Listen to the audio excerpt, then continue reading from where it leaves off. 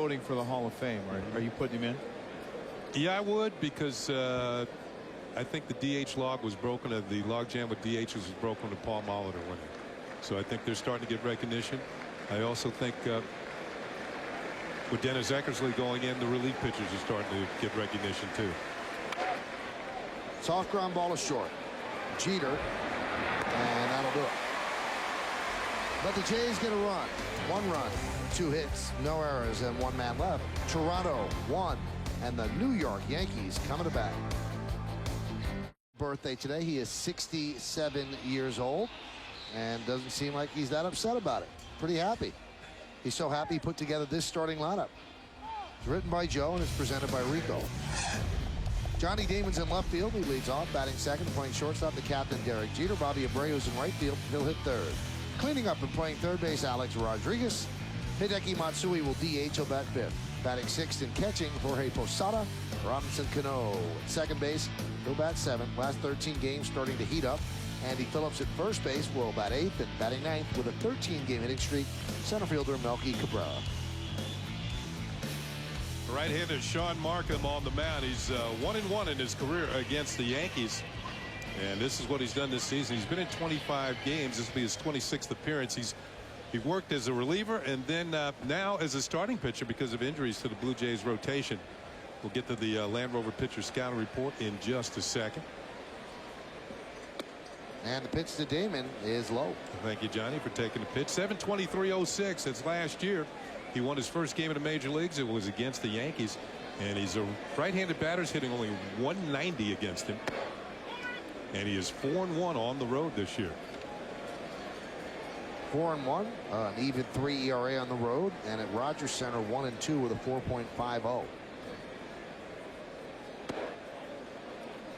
Now Johnny Damon continues to struggle, hitless in his last 11 at bats, and 2 for his last 17. His average at a very un-Damon-like 238. Count 2-2. So was that changeup? That was a great changeup. Yes. You see the movement on this ball and how it just kind of drops off the table. It was almost, it almost looked splitter-like. Yeah. Now the thing about Damon, as Michael just said, he's struggling, but he's only struck out twice in his last 45 plate appearances. So he's putting the bat on the ball. He's just not hitting it as hard as he would like to. And I think a lot of that early in those number of at-bats had to do with his ribcage problem that he was having. He's starting to get a little healthier now.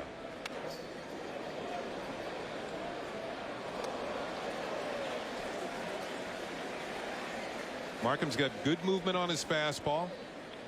He's got a slider. We saw the good changeup, and he works fast. You know, this is where the importance of the bottom of the lineup is so important. When some of the guys are in the top are struggling, like Johnny Damon, and Abreu's 0 for his last 13.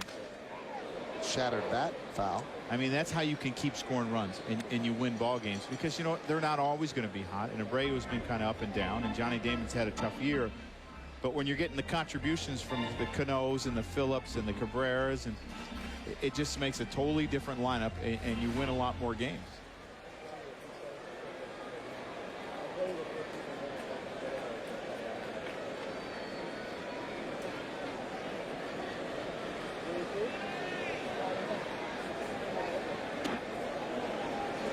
.68-mile-an-hour offering there in the count 3-2. You know, even though Johnny Damon hasn't been hitting, he's been getting his walks and going deep into counts, and that still means something to the rest of the lineup. You know, I said last night, I think he's getting pretty close to getting in a hot streak. I see your point. Yeah, he's seeing a lot of pitches, and you know, to me he's just missing a lot of balls. You look at that ball, he's a little bit out front, but he hit it with some authority.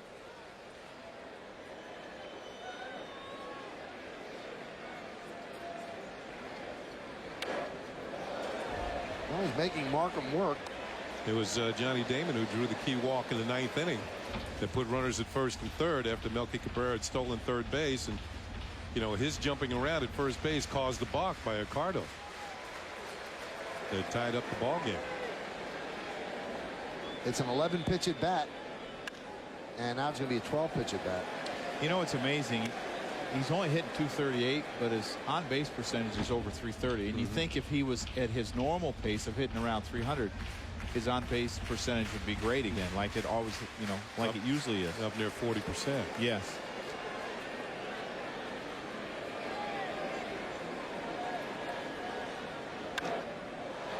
Popped up behind the plate. Phillips makes the play. Not an easy play, but he hauled it in for the first out. So a 12-pitch at bat ends in favor of Markham. You see, this is always a little bit tough at Yankee Stadium because you're running downhill a little bit, and you got the fence to deal with. And he's a guy that's played all over in his career, so hasn't caught a lot of games at Yankee Stadium, and you have to learn the field.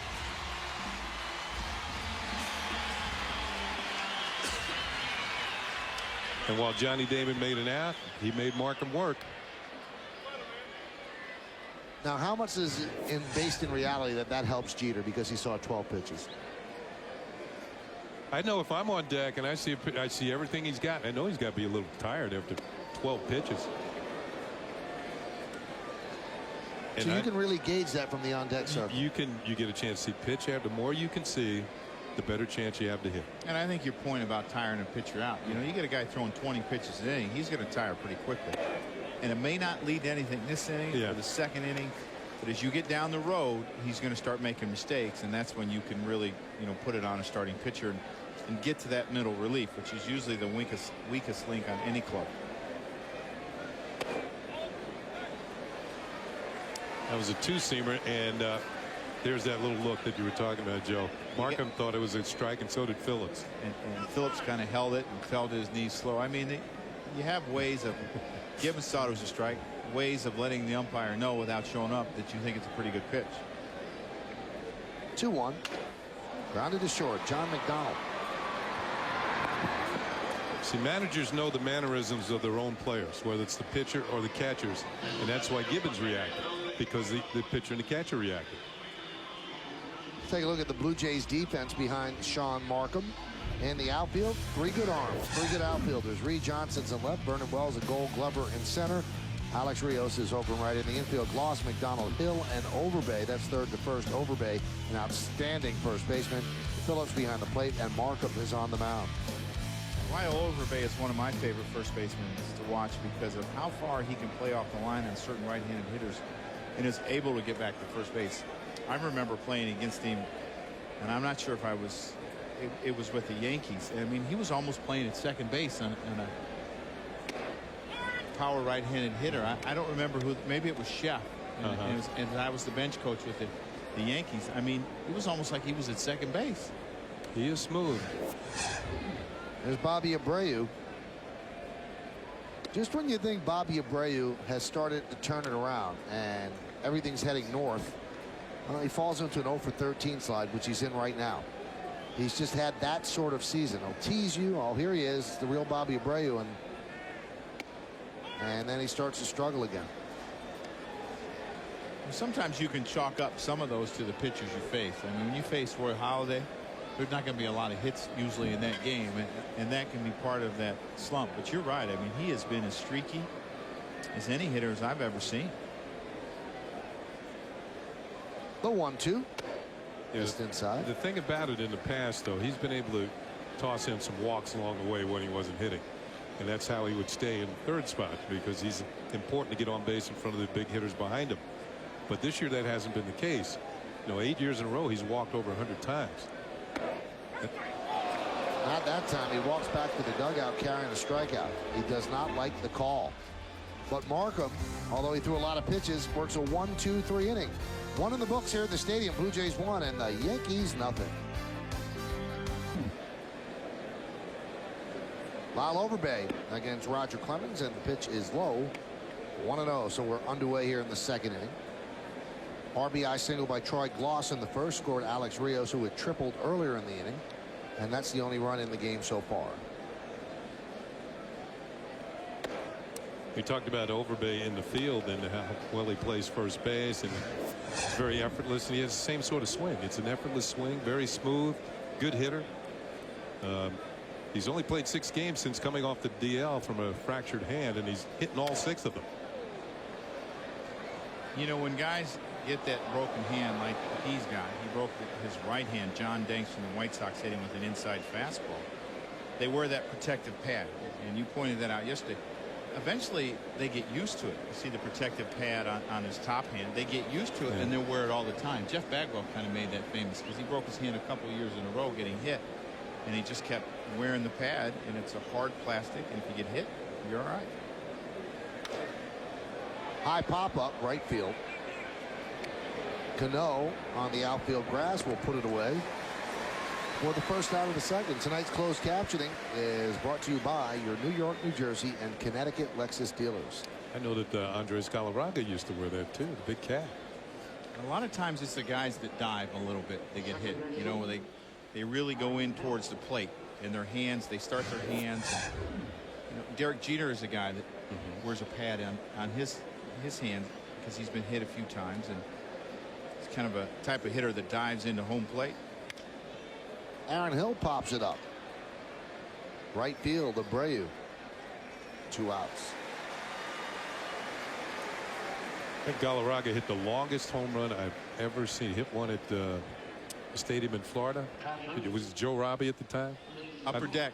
Yeah. Well, it almost went out. Yeah. I actually saw him hit a long one too, and you might have even been doing that game. I was with the Cubs and he was with the Expos, and it was like he hit it into the dark part of the left field. I mean, it was lights didn't even reach the area where he hit it. There's a strike to Phillips. You know he started as a catcher, don't you? Did he really? Yeah, that's why he had soft hands. He was a great first baseman. He was great around the bag, and as big as he was light on his feet. He used to steal bases.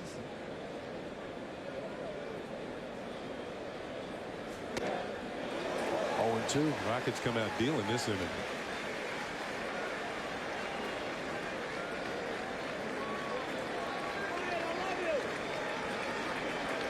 Does not hit well here at Yankee Stadium. Over his last 18, 172 overall. The 0-2 way outside. You think that's why the Mets let him go? Yeah, those 3 games here at the stadium were very important.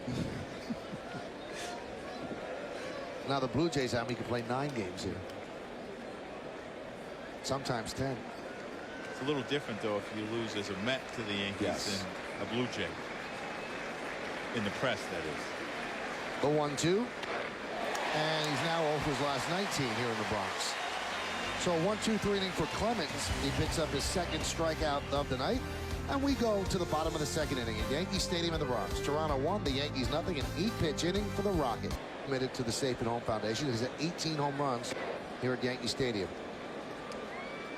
Here's what you were talking about, Joe. Look how far Overbay is off the line. He's definitely in the hole on the right side with a powerful right-handed hitter at the plate.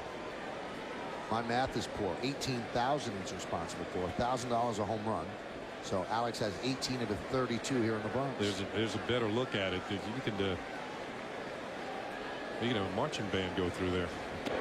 I never really played first base except once in an exhibition game. And I tell you what, it was scary to me having to run and find the baseball. You got to run to the bag, and sometimes the ball's on its way from the infielder. I mean, I think that would freak me out if I was Overbay. I'll put the gear on. At least I see the ball coming at me. Evidently, he's got more than one game experience over there.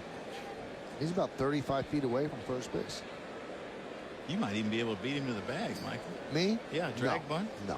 Push bunt, maybe? Nope. We're going to have Lyle Overbay on the batting practice show tomorrow. So we'll ask him about that. I think it's a good idea. I think you ought to actually try to beat him to first base. I don't think that'd be a good idea. That's good TV. It would be good TV, but it wouldn't be a good idea. That'd be reality for sure. And a run walks.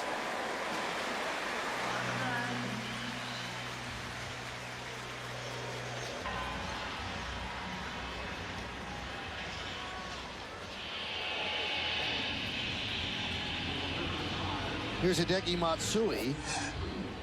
12-game hitting streak, hitting .283, really hitting the ball well. In the 10th inning yesterday, almost hit the walk-off 2-run home run, missed a home run in the upper deck by a foot or so. Just missed the foul pole. He's been hot since the All-Star break. 10 for 26, 385 with 3 home runs. And the pitch is high, 1-0. Joe, are you aware of the fact that an umpire like Schreiber has a tight zone even before the game starts? Absolutely. You don't forget those things as a catcher. And I tell you what, who knows more than the catchers or the pitchers? Oh, okay. Pitchers will look to see who's coming into town and who they're matching up with.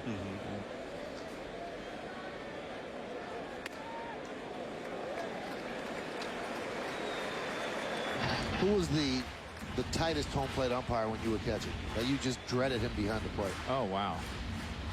You know, Michael, I don't think I can really answer that. Now you can. They can't get you anymore. Well, they can get him next year. You know, like I said, I think the pitchers remember it more than the catchers. I think as a catcher, you remember the ones that are easier to work with and who you can talk to more than others. All right, who are the easier ones to work with? Well, I tell you what, I always enjoyed working with Timmy McClellan. I thought he was great to work with, and you could have your say, and you could talk to him. And Fielding Coldbreath, who had the game last night, used to love to work with Frank Pulley. I mean, he was great to work with. I once asked him after this pitch, I'll tell you. 2-1.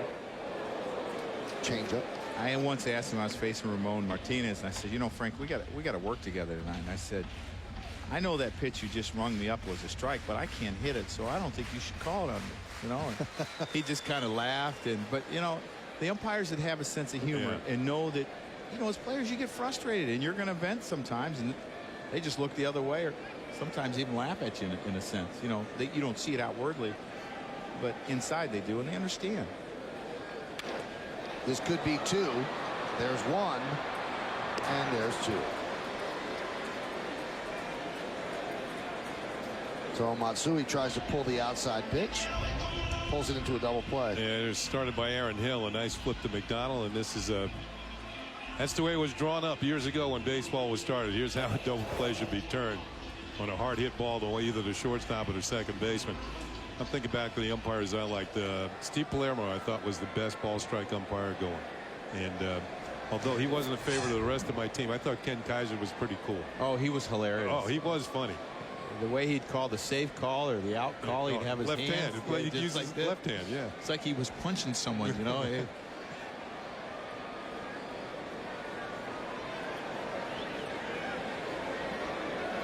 Now, you mentioned that you like McClellan, and from a broadcaster's point of view, he's the worst because he takes forever to call a strike when he's behind the plate. Now, do you know that? Does he say it to you before he raises his hand? Yes, you hear it. You hear him say it. So, you know, as a player, that doesn't bother you. And, you know, there's a lot of other guys.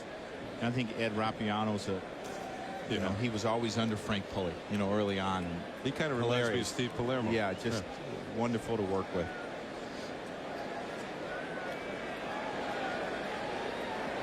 The 1-1. Always wondered why Major League, because you always hear great things about McClellan, that he's one of the best umpires in the game. Why somebody from baseball wouldn't say you've got to call it quicker, because okay, the catcher knows, but you know, there are 50,000 people here that have paid. They want to know right away too. It just takes his time. But that's his style, and you're asking someone to change, you know, the style, and you see it from, you know, a broadcasting point of view. But you know, I think the most important part is the game, and then he gets it right. High drive, deep right center, backing up his Wells. He has room, and right in front of the track, he'll put it away for the final out of the second inning. No runs, no hits, no errors, and nobody left on base. 8 years ago today, David Cone against the Montreal Expos. A perfect game. Scott Brocious makes the call, the catch. Joe Girardi will embrace David Cone and take all the weight on his back, and then David Cone is lifted off the field. A great moment in Yankee history, one of 3 perfect games pitched in Yankee history. And we want to remind you that at 11 o'clock tonight, Yankeeography, we will look into all of that. Pitcher perfect, so that would be fun. It's going to be David Cone, David Wells, and Don Larson. Now, you caught David Cone's perfect game, and at what point in the afternoon did you think he has perfect game stuff? I think as we got into the 6th inning, you know, I started thinking about it, you know, because the fans were reacting so much to it. You know, every out that he got, and you kept looking at the scoreboard and knowing that you had to face Vlad Guerrero one more time. That was it, you know. Because to me, on a no-hit bid or a perfect game bid, he's got to be the toughest guy to get out, because you can expand the zone when you get ahead of him, but that doesn't mean you're going to get him out, because he can hit that pitch. But do you remember how you got him out that time? I think we were throwing him that frisbee drop down slider. And you just got to get away off the plate, because he's swinging. I mean, that's the one thing he's doing. He's swinging. Does the nerves level reach World Series level? Yes, it does. You know, because, you know, for that brief moment, it's, you know, it's not the season is on the line, or, you know, it's just one game, and you start thinking about every pitch that you called and every pattern that you went through as a catcher, and how are you going to get to the out pitch this time on guys like Cabrera, Orlando Cabrera, and Vidro. And so, I mean, it gets to you. 1-1 to Johnson. A bunt. It is a beauty. That's a base hit. Oh, he mentioned it. Johnson had been struggling somewhat coming off the disabled list, but you know, he went to Cal State Fullerton. He was an academic All-American, so he's smart enough to know that when you're struggling, every once in a while you got to lay down a bunt. And this is a beauty. A-Rod was back, and A-Rod had no play. Johnson could have walked down to first base. A bunt single. So Reed Johnson trying to get his stroke back. Picks up a base hit there, coming back from back surgery. He's 6 for 36 since coming out the DL. One more thing about the perfect game. Because it was Cone, and I know you guys really were close and had a good relationship, did it mean even more? I mean, it would have meant a lot if it was anybody, but because it was David Cone. I think so, because of the relationship that we had. And the other thing was the 1996 no-hitter that he had through 7 innings when he came back from the aneurysm in Oakland, and he understood that the playoffs were more important and that he didn't need to continue pitching because he didn't want to get hurt. And you know, it was special because he did a lot for me in my career here. He was one of the guys that really stuck up for me when, you know, the fans of New York were adjusting from Mike Stanley to me, and he came out, you know, with a lot of support for me and what I did behind the plate. And I tell you what, probably the most creative pitcher I ever caught, and because of that, it was always really enjoyable. Because he would drop down. Did he let you know when he was dropping down? And sometimes it would come from me, and other times he would do it. But as long as I knew the pitch, you know, I knew what it was going to do. How it was going to react. And sometimes, you know, his arm angle changed depending on which slot felt the best. I mean, it was like he would figure it out in the bullpen and then from inning to inning. So, I mean, he was always creative. Does it seem like 8 years? Or No. Does it seem more? No, it seems like it was just yesterday. And you watch the highlights and you think, wow, where did the 8 years go? Now, if you look at the arc of David Cone's career, following that perfect game, he went south. The next year was just abysmal with the Yankees, and he tried to find it. He had his moments here and there. And I remember once I asked him, it's almost like you made a pact. Can I get this perfect game and I'll never win again? I said, if that pact was presented to you, would you have taken it? And he said, I got to be honest with you. He said, I had done everything in my career. I'd won World Series. He said, I probably would have taken it. Yeah, I was going to say, I think he would have, you know, because he was such a great pitcher for a long time, and he was always that hired gun and got to the teams that were always fighting for the playoffs. And, you know, he left everything he had on the mound every night. Throw 140 pitches for you. I mean, now people start looking at the bullpen at 100 pitches. I mean, David Cone would go out and throw 120, 130, 140, and didn't care. Didn't want to come out of the game. I remember Joe Torre going to the mound saying, can you get this guy? And he would look into David Cone's eyes, and he knew David meant. And he said, I could get him. I could get him. And that happened in the World Series. Yeah, in Atlanta in Game 4. And actually, it was Game 3. And he knew that David Cone meant it. And I'm sure that people that are watching the broadcast right now, they probably know how we feel about David Cone. One of the great guys, just a regular dude that happened to have extraordinary talent, was a baseball player. And fun-loving, extremely bright, could talk about anything to anybody for as long as you want. He talked 2 minutes before he's going to take them out. And that's just how he was. And it was great to have him here for as long as he was here. But the other thing is he had that look when he took them out. Right. Stay away. Stay away. That's right. It's my day, and I'm going to get these people out. And it was great. I mean, I used to love the intensity that he had. I mean, I can just remember some of the trips to the mound. Some of his comments that he made to me, I used to laugh, turn around, and walk back. 2-2. There's a base hit by Rios. Rios now 2 for 2 against Clemens. Reed Johnson will stop at second. Well, you can see why Alex Rios was a #1 draft pick. I mean, eventually they thought he would grow into his body, get a little stronger. When he was rail thin when the Blue Jays made him a #1 draft pick. But he has certainly put on a little bit of weight. I mean, he's still not a bulky sort of player, but his added power to his game. In fact, when you look at the Rios, Wells, Gloss, and Thomas, all 4 of them are #1 draft picks. Not by the Blue Jays, but #1 picks. Wells was a #1 pick of the Blue Jays, as well as Rios. Gloss of the Angels. In fact, Gloss and Rios were 2 picks apart in the same draft. And the big hurt, you have to go back to 1989, and the White Sox drafted him #1. So somebody did their scouting and did it well. And the White Sox at that time had a great string of first-round picks. They had Frank, Robin Ventura, I think Alex Fernandez, and Jack McDowell. I mean, they had quite a run for a while there.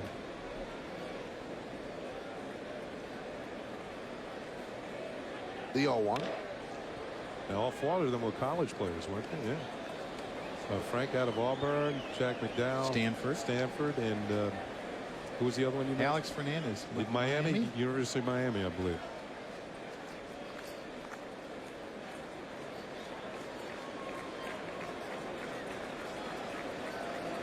All but Jack McDowell were part of a World Series team winner.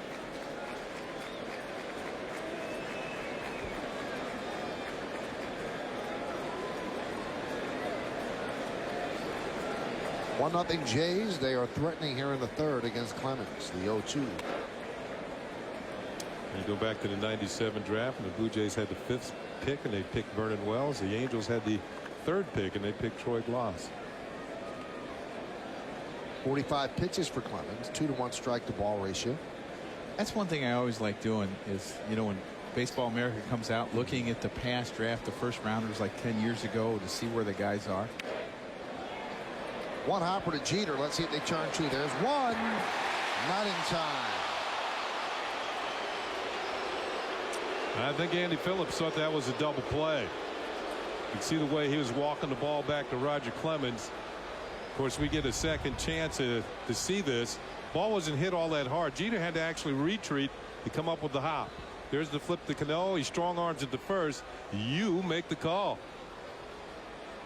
Looks like the heel's possible. That's very close. That is close. That's very, very close.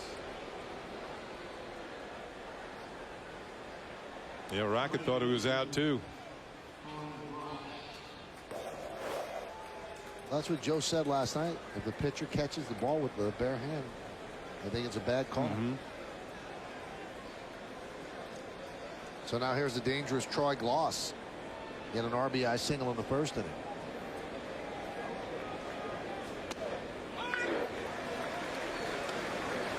Count 0-1.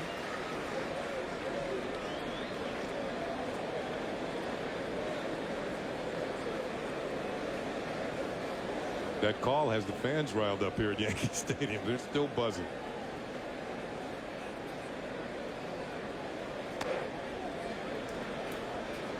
And one final thing about the perfect game. Do you believe in the magic of Larson throwing out the first ball to Berra and then you getting the glove? And no, I don't really believe in magic. I mean, that's not something that I believe in. But I got to tell you, it's awful strange the things that happen at Yankee Stadium. I mean, the great things that have happened here. And, you know, I feel so lucky to be a part of, you know, the 3 World Series teams, the David Wells and David Cohn perfect games, a no-hitter by Doc Gooden. I mean, it's just, there's a lot of great things that have happened at this park over the years, and I had a chance to be a little part of it. The triple against the Braves in the World Series. That was you were a bigger part of that, didn't you? Had the stadium rocking, Joe. That's got to be a great feeling. 1-1.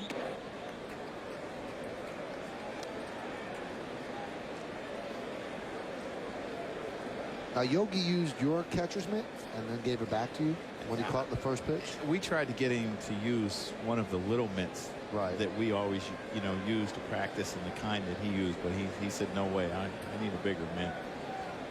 That was Yogi Berra Day at the stadium. There was a rain delay, and turned out to be a magical day at the stadium. There's a strike, count 2-2. The other thing about David Cone that I always thought, not was he only a big game pitcher and a great pitcher, for the Yankees, but he always took the pressure off the other players. When there were tough situations, he would handle the press. He was the guy that people went to and allowed the rest of us to relax.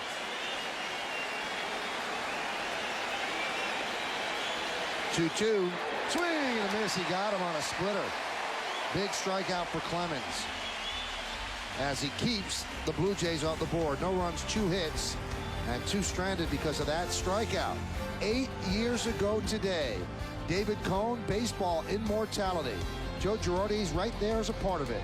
We go to the bottom of the 3rd. Well, we go to the bottom of the 3rd inning here at Yankee Stadium. The Blue Jays lead the Yankees 1-0. Big strikeout of loss by Clemens on a splitter. So it keeps it at 1-0.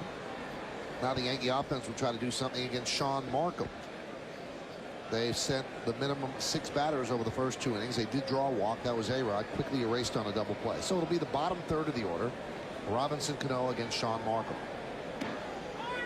There's a strike. Maybe we shouldn't have been surprised that Robinson Cano got the hit in the extra innings last night, because no player in the American League has more hits than Robbie in extra innings. That was his 5th one last night. And only 2 players have more, both in the National League, Troy Tulowitzki and Hunter Pence, with 6 apiece. Pence the Astros and Tulowitzki the Rockies. And both of them are rookies. I've had a chance to see Hunter Pence a couple times. He's a special player, and I'm not so sure he'll always be a center fielder, but he got a very live bat. He's a hard-nosed player. I love the way he plays the game. He's always talking to his teammates and trying to acquire knowledge from his teammates, always picking Craig Biggio's brain.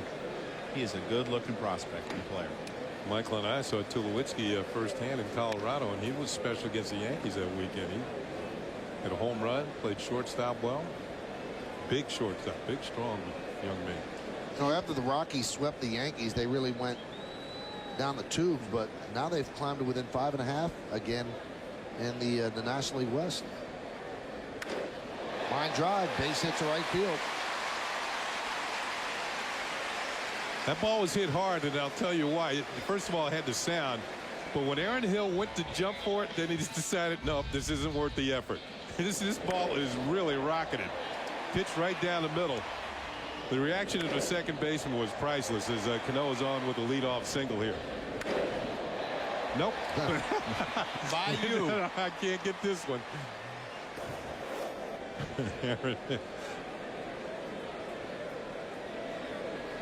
So Cano now is 14 for his last 31. Here's Andy Phillips, who has a hit in 11 of his last 12 games. He's 10 for 28, hitting even 300. They used to say that Lou Gehrig used to hit balls like by outfielders like that. The way that most guys hit line drives by infielders. Kind of got lost in all the excitement, but Andy Phillips started the Yankee rally in the 9th inning yesterday, down 2-1. He led off and he singled, and then Cairo pinch ran for Hitman, promptly stole second base. So that was a big hit for Andy Phillips. The 0-1. 1-1.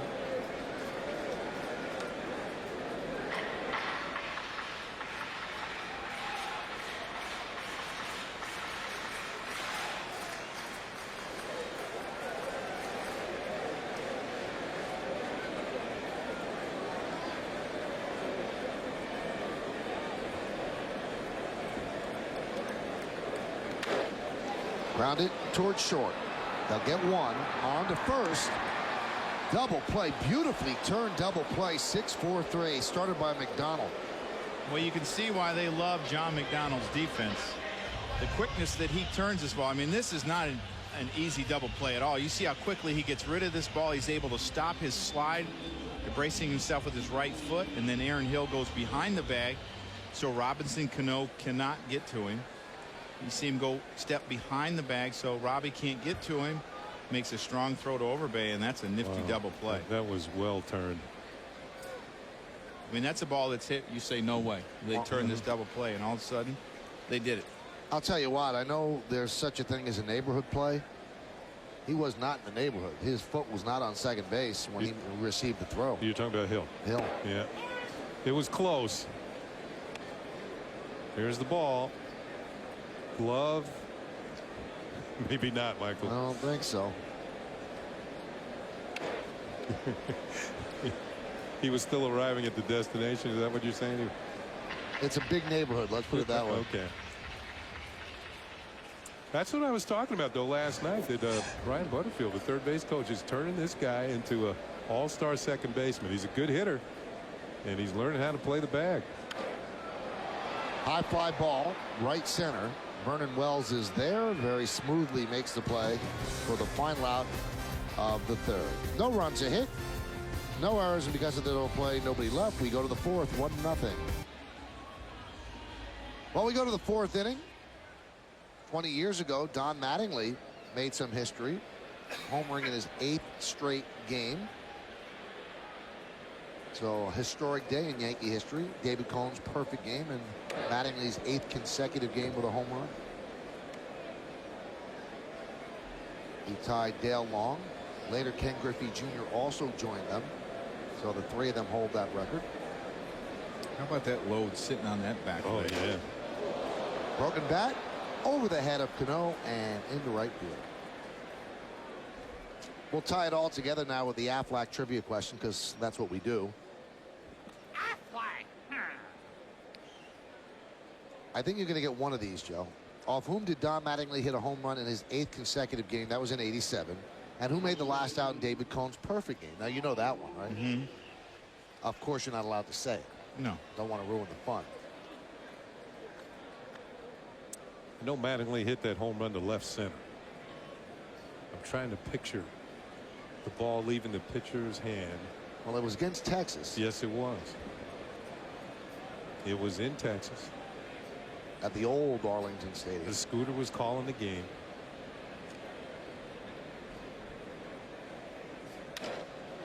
That one's driven to center field. Melky Cabrera is there. And Overbay is retired as Thomas heads back to first. About 3 or 4 holy cows later, Mattingly touched home plate. You know how jaded, the press can be sometimes? Well, I was covering the team then for the New York Post, and people just had their jaws dropping. I mean, when he hit that home run, every day he hit another home run. It was just an amazing run. Everything he touched left the ballpark. I think that was also the year that he had 6 grand slams. The only 6 of his career. All in one year. Pretty amazing to have 24 ribbies on 6 swings.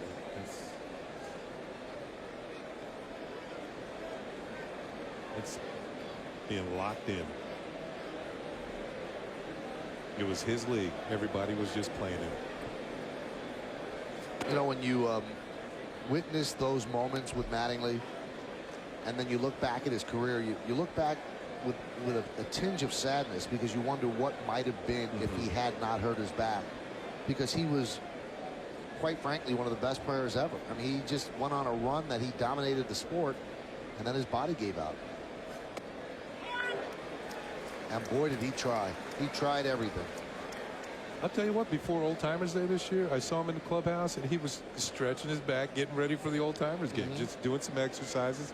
He said, well, I've been getting a little lax lately. I don't want to go out there and injure myself.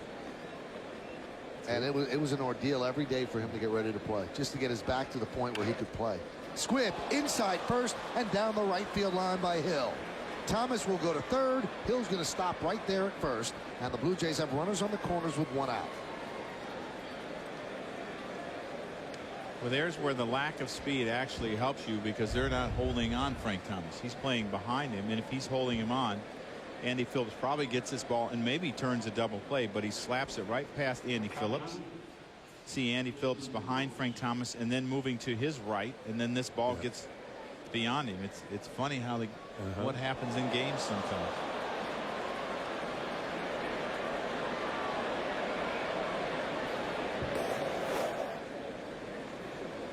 You're right. He had time to step on the bag and then go after Frank later. Frank would have only been halfway there. There's Jason Phillips with runners on the corners and 1 out. 6 hits the Jays have against Clemens.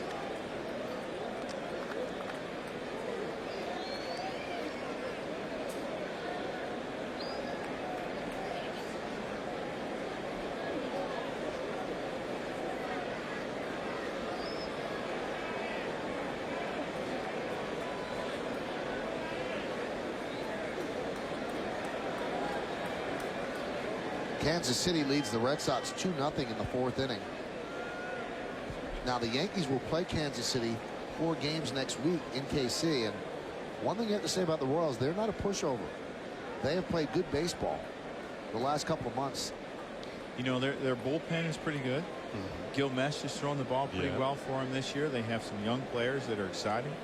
I've always been a fan of DeJesus in center field. I think he's a pretty good center fielder, pretty good leadoff guy. Local guy from New Jersey. Reggie Sanders came back. Yeah, he did. Gruzzalonic, just enough of a veteran presence on the team. Gruzzalonic at second. Gotel's doing very well as kind of a setup closer sort of guy in the bullpen. John Buck, the catcher, is having a good year. Alex Gordon, their young third base prospect. He's not having a very good year, but he seems to be improving every month.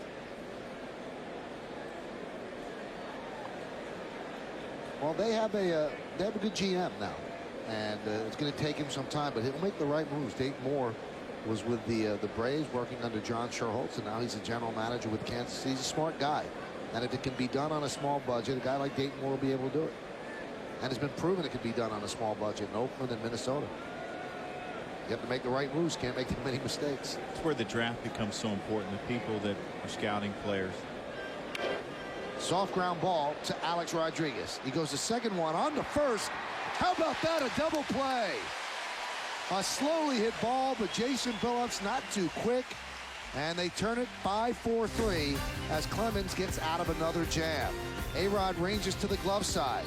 He flips it over to Cano with a runner right on him. Cano off balance throw in the dirt, scooped up by Phillips. And of course,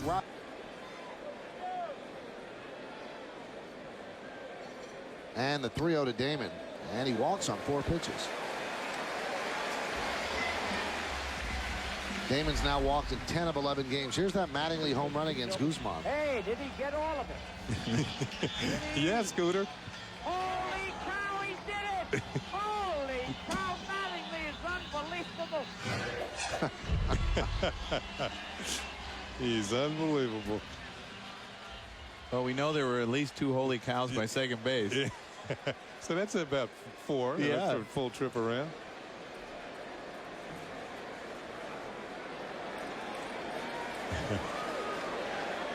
Here's Jeter with a runner on first. You know, you might look for the Yankees to do something here, put some runners in motion. He's gotten a couple double play balls. He's a pretty good sinker. You got the right combination with Jeter and Johnny Damon. Might see a little movement here. Good count, 1-0. Yeah, he's forced into throwing a strike. He hasn't thrown one yet this inning. Runner goes, and a beautifully executed hit and run. Hill went to cover, and Jeter hit it through the vacated side. Yesterday they covered with the shortstop. Today they covered with the second baseman, and Jeter with the base hit. You think it's a case of them giving Jeter too much credit that he might pull the ball tonight, but this is a beautifully executed. Johnny Damon just scoots all the way to third. Watch the hole on the right side open up. There goes the baseball. Damon, it's like a door opening up. Johnny Damon can scoot all the way to third. 3/4 of the way home. And the other reason they might have had the second baseman cover, and it's a breaking ball, it's something a little bit slower. Sometimes they do it by the type of pitch it is. If it's a fastball, you might think he might be a little late. Might have the shortstop cover, but Derek Jeter hit it in the right spot. Here's Bobby Abreu. He struck out looking in the first inning, hitless in his last 14 at bats.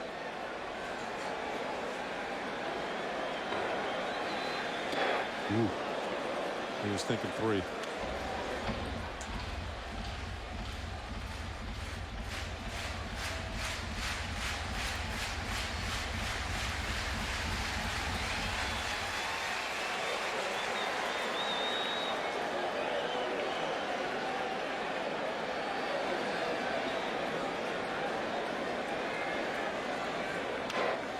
Popped up.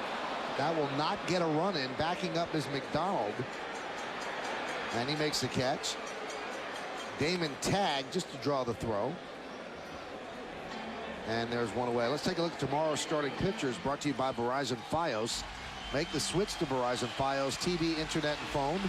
Dustin McGowan will go for the Jays, 5-5, 5.05. Chin-Ming Wang gets start for the Yankees. He'll go for his 11th win. He's 3.43 with an ERA. Coverage starts at 12 p.m., of course, with our batting practice show, 12:30 pregame, and right around 107 to 109 with the first pitch. Here's Alex Rodriguez. He walked in the second inning.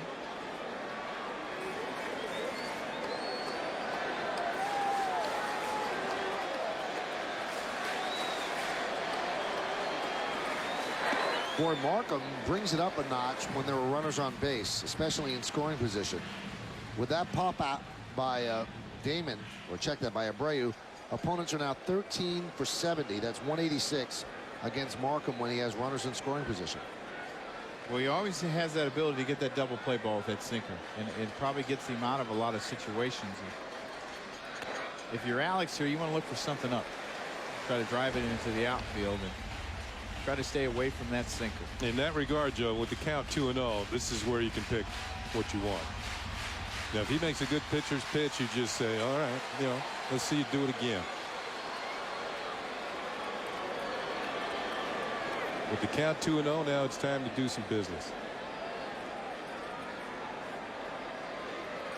See, Markham stepped off, put down changeup, slider.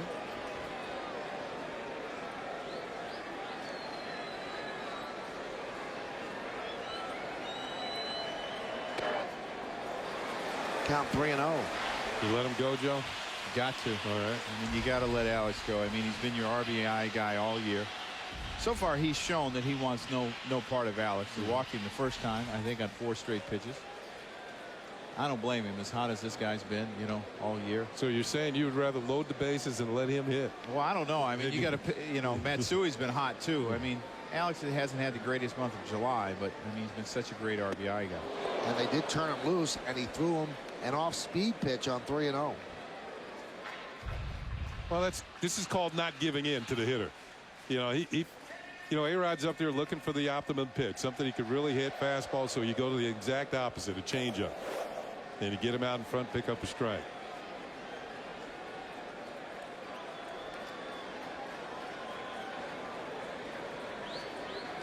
(3-1).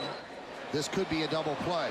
There's one, and there's two. A 4-6-3 double play. So Markham works out of trouble. The Yankees had runners on first and third and nobody out, and they don't get it done. No runs a hit, no errors, and one man left on base. We played 4 here at the stadium. Tampa Bay Buccaneers starting quarterback job. Jeff Garcia, right? Yeah, they signed him, much to Chris Sims' chagrin. Well, Ed Delaney's. Ed Delaney? Oh, or Ed Delaney, who loves the Eagles. Well, they've got Donovan McNabb back, so they're okay.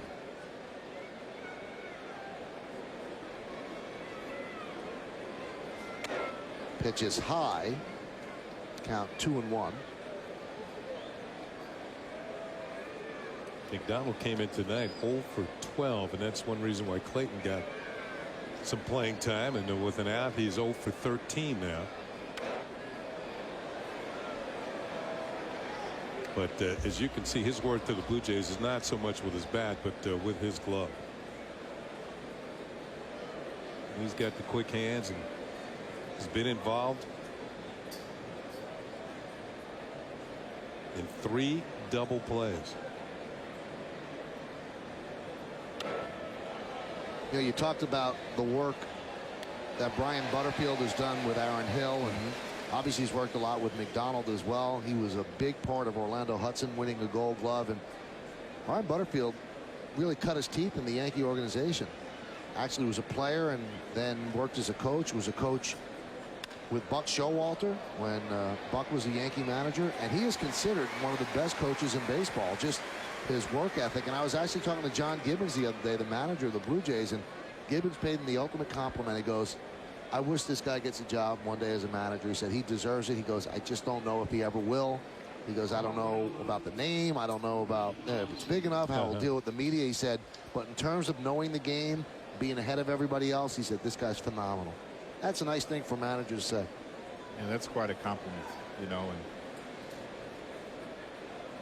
And right back up the middle, and a base hit for Reed Johnson, his second of the night. And obviously, when you have someone like that on your staff, I mean, you want him to be able to manage someday, but you don't want to lose him too quickly. Now, when the Yankees were in Toronto, and there was a stolen base of home against Andy Pettitte. Yeah. Very quietly, the Blue Jays all gave credit to Brian Butterfield, because Brian Butterfield studies tapes of pitchers to just pick up that one moment that maybe he could use it one time out of every 2 years, and it worked against Andy Pettitte. It was Aaron Hill.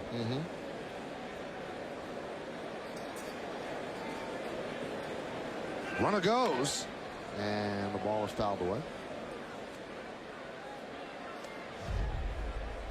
And here is that steal of home by Aaron Hill. Andy Pettitte was watching the man on first base, and before he came set, Aaron Hill took off. And before the pitch was even made, Brian Butterfield told Aaron Hill, you're hot, which means if you get a chance, you go ahead. And if I remember correctly, that was a 3-2 ball game. It was a 3-2 ball game. Blue Jays won.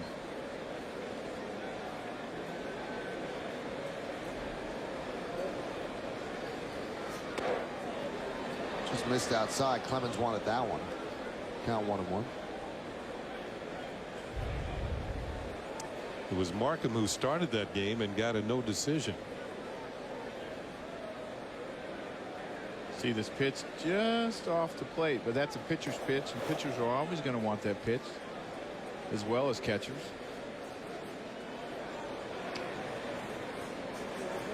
And I wouldn't think that, you know, with Reed Johnson going on the first pitch, I don't really believe that would be a hit and run with Alex Rios. The way he swings the bat, you hate to take. He's got 2 hits off of Clemens. You hate to take the bat out of his hands, make him swing at a bad pitch.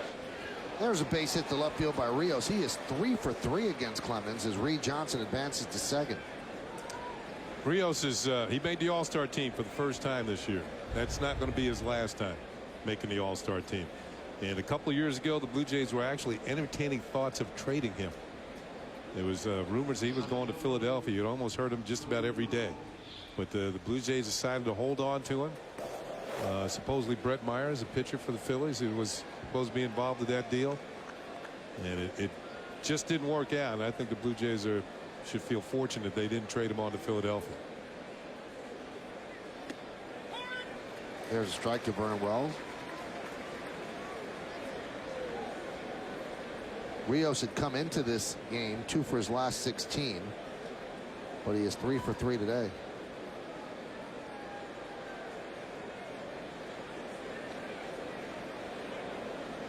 You know, the one thing that Reed Johnson has done at first base and at second base, he's got Rogers' attention. Tried to pick him off a couple times at first, a little spin move, and sometimes that can be because you want to change the pitch selection, but I think he's got his attention a little bit. Fly ball center field. Melky Cabrera will make the catch. Tagging is Reed Johnson. He just draws the throw. Melky, his arm is starting to get around. So they're 2 away. I'm not sure what that pitch was, but they'd had Vernon Wells way out in front. His front side came open, and he got decent wood on it. That's why the ball went to medium center field. But watch his front side just fall right out here. Yeah, he didn't have his best swing at it.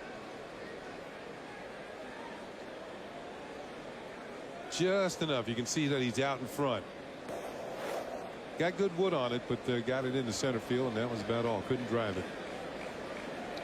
Now it's Clemens against Gloss. Gloss with the only RBI in the game. Single in the first, who driving a run. Pitches outside. Along with Ken Singleton and Joe Girardi, I'm Michael Kay. You're watching Yankees baseball right here on the Yes Network. We thank you for joining us on this Wednesday evening. Jays lead the Yankees 1-0, top of the fifth. So far, the rain has held up.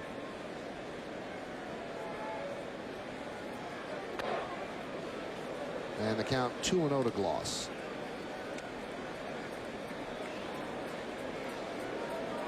Clemens has given up hits, but he's gotten tough when he had to. Gotten the big outs. So in 4 2/3, he's allowed 8 hits so far. And the Jays have stranded 4 runs. They have 2 runners on right now with 2 outs.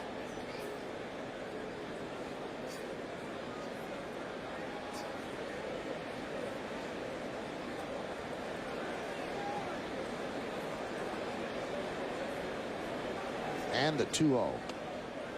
3-0. The big hurt is on deck. Jays have done I should say the Yankees have done a pretty good job of holding the Jays hitters intact at the right time. Jays left 12 men on last night, and they left 12 men on the night before.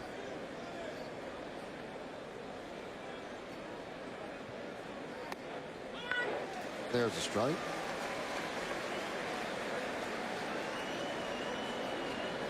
Well, the Yankee pitchers have made some big pitches at the right time. And this is another one of those situations.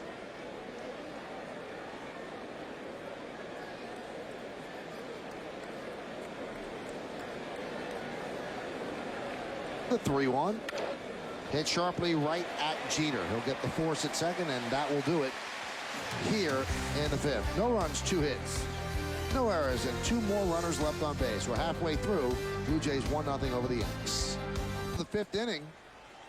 Blue Jays lead the Yankees 1-0 on the Corona Extra scoreboard. 1-8-0, beating 0-2-0. The Jays have had their opportunities, but Roger Clemens getting tough when he needs to, keeping them off the board, except in that first inning. Matsui against Markham. Markham's had a good game. And there's a strike. And he's gotten the benefit of 3 double plays behind him that got him out of trouble. Matsui hit into 1 after A-Rod had drawn a leadoff walk in the 2nd inning.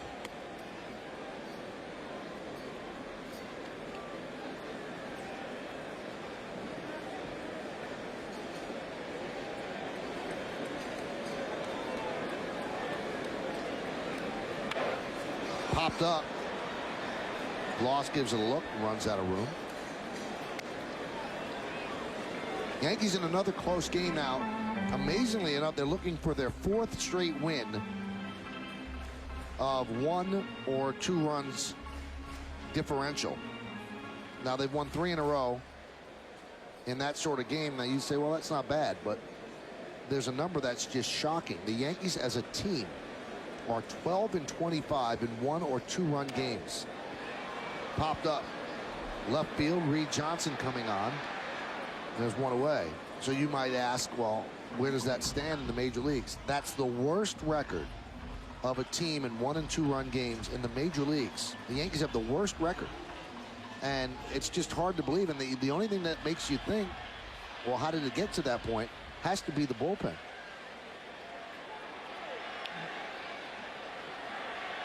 And over the years, those are the games that you used to see the Yankees pull out one way or the other. Yep. Here's Posada. Broken bat, ground ball over Bay. And there's 2 away. But with the Yankees' recent streak, they've gone 3 games over 500. That's their high water mark. They've done that once before this year on 6/17. So June 17th. And they're trying to, for the first time this year, go 4 games over.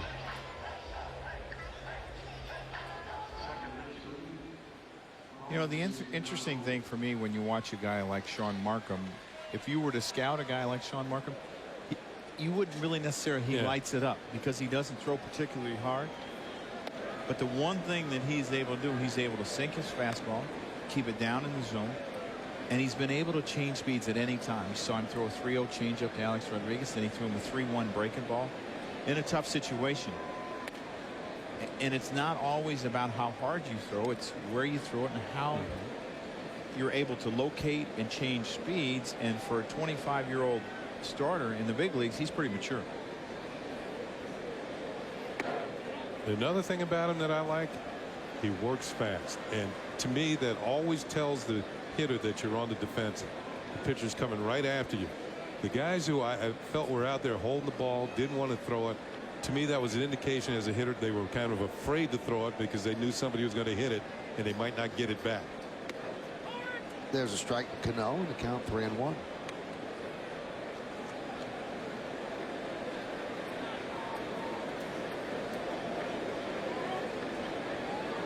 Markham's ready.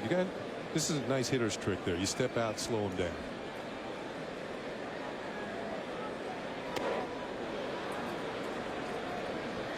Bernie Williams used to do that very well. Bernie was great at it, especially in key situations. He'd get to that 3-2 pitch, and the pitcher's ready to go. And Bernie, wait a minute.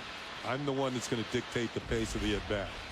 There was a guy on the other side of town that was pretty good. He's a broadcaster. Keith Hernandez. Oh, he would step out. Oh, my goodness. High fly ball left field. Reed Johnson is there, and it's a 1-2 inning for Sean Markham against the Yankees. We have played 5 here at Yankee Stadium in the Bronx. Blue Jays lead the Yankees 1-0 here on Yankee.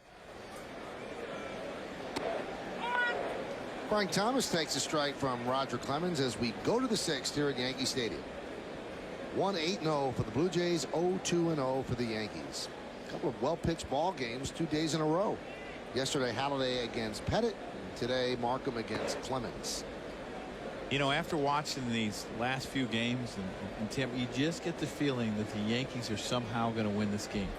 And that's what happens when you start winning those type of games. And Rogers held Toronto in check. Markham's held the Yankees in check. But you just got that. It's a different feeling now.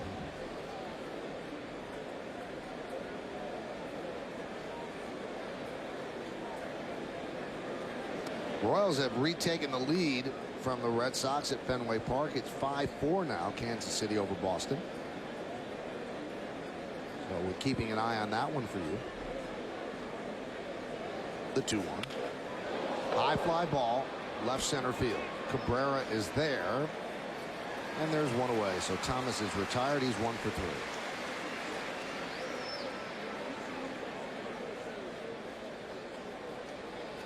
Clemens comes into this game at 2-4. Now, last year, ironically enough, after 7 starts with the Astros, he was 2-4, and he finished very strong. You know, you think about Roger Clemens so far this year. He was 1-3 with a 5-3 in June. And to me, that was still an extension of his spring training, him getting ready. In July, he's 1-1 with an ERA under 3 and throwing the ball very well again tonight. I mean, I just think the Yankees needed him and they had to get him here. I just don't think it was quite enough starts for him to get ready. Yes. It wasn't like the full complement of spring training. The 6 starts that you get in spring training where you work up from 30 pitches to 45 to 60. But the Yankees need him, and Roger was willing to go. They got him out of Texas. Texas and Tennessee. You know, the amazing thing, he talks about that first start that he had, and he pitched well. He said, but the only thing on his mind was he didn't want to hurt his legs. He said, because he just wasn't ready physically, lower body. He said, I kept trying to keep it in check, that I didn't extend myself too much because I could have pulled a groin or a hamstring, something like that. And that's the thing that goes on Clemens. Not the upper body, it's the lower body. I would think when you're pitching like that, it's probably almost like pitching on ice. You're trying not to slip. Yeah. Got the Texas Longhorn logo on the tongue of his spikes.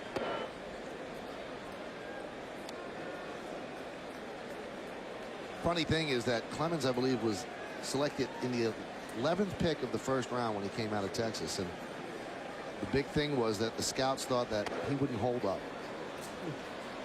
He just had the type of delivery that he was not going to hold up. He was probably going to be injured and not last a long time. Now, speaking of coming back, Phil Hughes, who many people compare to Roger Clemens, these are his numbers on the rehab route back to the Bronx. AA Trenton against Binghamton. 4 innings, 2 hits, 1 run, walked 2, struck out 5, and threw 57 pitches. And you would think that his next start, they might let him get up to 75, and then after that, maybe one more where he'll get to 90, and he'd be ready to come back. That's who the Yankees wanted. 75, then increase it by 15. Yes. Yeah, it's kind of how they do it in spring training.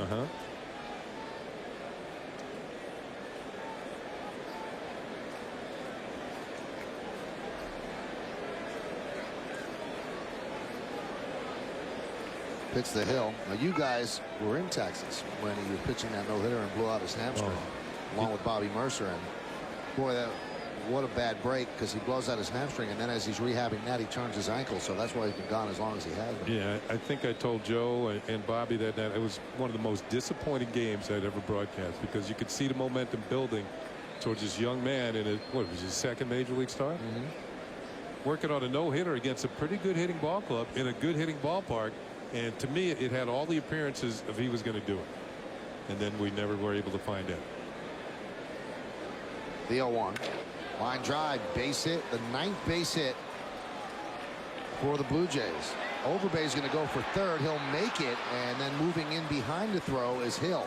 That was not a good throw by Johnny Damon, because you want to keep Hill at first to keep the double play in order. Well, it's a new look for Johnny Damon, because he's going away from third base and has to kind of turn and throw. And, you know, he's used to seeing everyone in front of him playing center field. So, I mean, these are the things that he's going to have to get used to as he plays left field. It's just a different angle. And you got to understand the base runners and the importance of keeping the double play in order. And you also know one of the things that goes around the league, you try and take an extra base on Johnny Damon if you can. Well, the Yankees will bring the infield in, and Posada will talk with Clemens, and gives us time to remind you this copyrighted telecast is presented by authority of the New York Yankees and may not be reproduced or retransmitted in any form, and the accounts and descriptions of this game may not be disseminated without the express written consent of the aforementioned New York Yankees. You ever think about how many times you've read that or memorized it? Or I had not memorized it. You take that sheet away, I'm lost.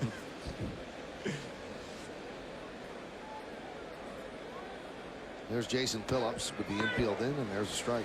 They're more in on the right side than they are on the left. Derek Jeter's about maybe a little bit more than halfway. And the Yankees thinking here is that I think if Markham were not pitching so well, they might keep the infield at least back on the left side. Scott Proctor warming for the Yankees. The 0-1. Popped up. Right field. Abreu has a great arm. Tagging is Overbay. The catch is made. The throw is cut off by Phillips, and Overbay stays put.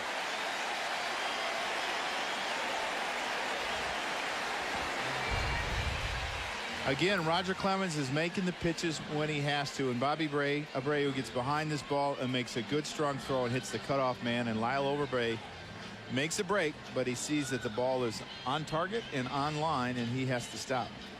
Brian Butterfield tells him to tag, and then pretty easy to stop on that one. That's an easy read.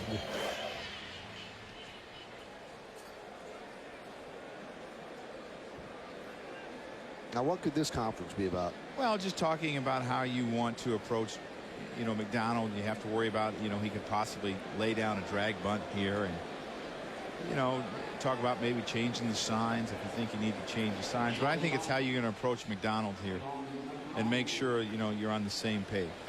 You're probably telling Alex, watch for the drag or the push to Andy Phillips. See, Alex is even with the bag at third. Jays are 1 for 9 tonight with runners in scoring position. They have already stranded 6. We're in the 6th. It's 1-0 Blue Jays. The only run in the first inning. 1-0. 0 for 2 for McDonald tonight. He's 0 for his last 14. More good news for Yankee fans at Fenway Park as the Royals tag on a run, so it's 6-4 in the bottom of the 5th inning.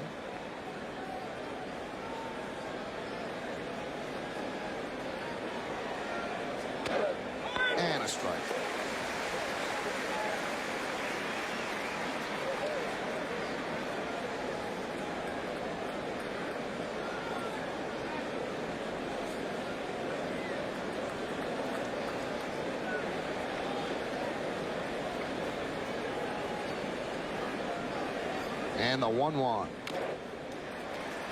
So 1 strike away from getting out of another jam. And a crowd of over 50,000 will get very loud.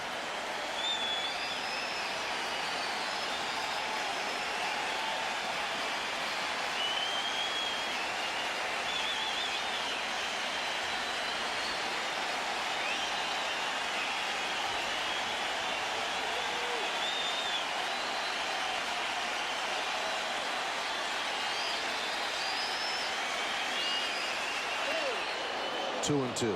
You know, Mike, as you listen to the crowd there, you think about this. This was a big part of the thrill of playing at Yankee Stadium. You see this ball's up and in. About how the fans are into it and understand the importance of these games and these situations. All started with him, Ron Guidry, when he got 2 strikes on the hitters 30 years ago. 3 and 2.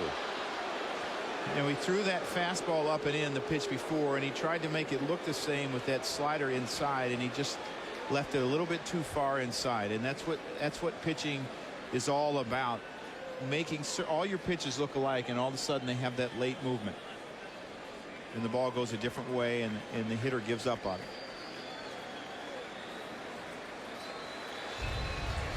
You see the fastball, he'll go up and in, and it runs into the hitter a little bit. And then he's going to start this slider basically in the same spot, and it just doesn't break back across the plate enough. He stays inside. 3-2 the pitch. Just got a piece.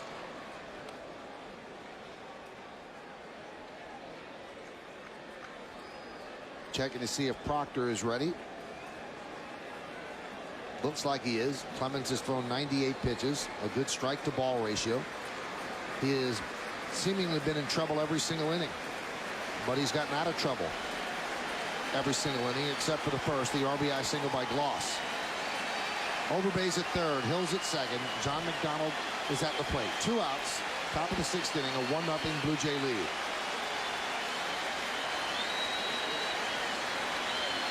Clemens winds, kicks, and deals, and he's going to get out of another jam. Robinson Cano makes the play, and that'll do it. The Blue Jays have stranded 8 over 6. No runs a hit, no errors, and 2 men left. We go to the bottom of the 6th inning. 1-0 Toronto. Right-handers coming into this game. 190 batting average against Markham.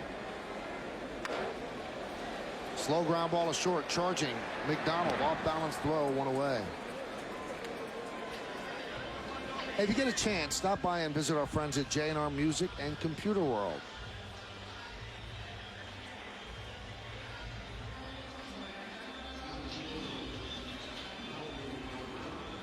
Here's Melky Cabrera. He has a 13-game hitting streak, and he is flied out to center in the 3rd inning. Looking at the right side of the infield, they're fairly. Melky's been bunting and picking up hits lately. Yep. Sometimes you just feel it coming.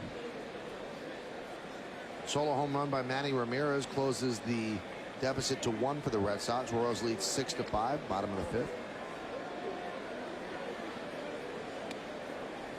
Right now, Markham is pitching to just 1 man over the minimum.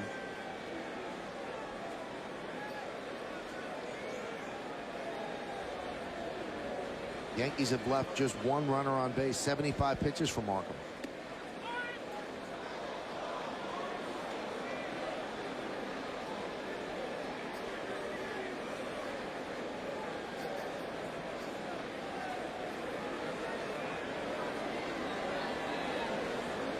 The 2-1.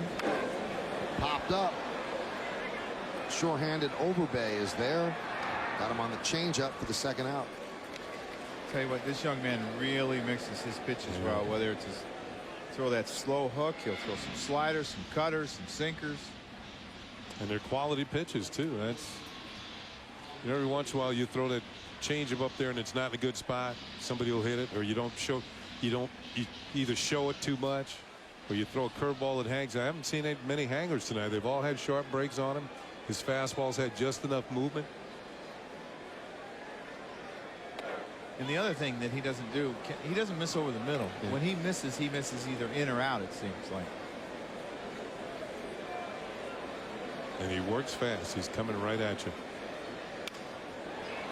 That one's looped into left field. Reed Johnson is right there, and that's going to do it. A 1-2-3 inning for Markham.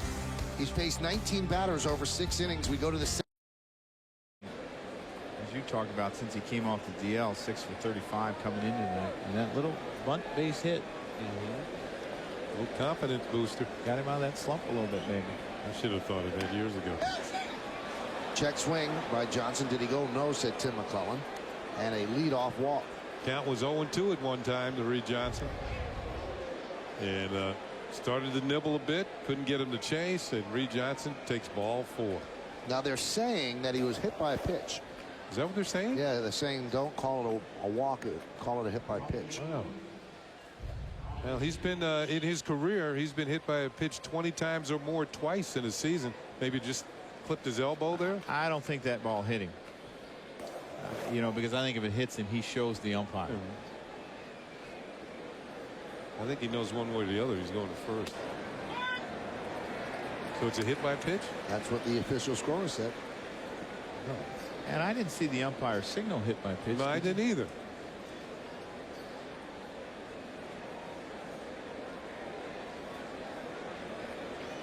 And they appeal. Well, they appealed to first base, but you can appeal to first base. A guy swinging gets hit. It's still a swing. Right back up the middle of base hit. Rios is 4 for 4. Almost took off Proctor's head.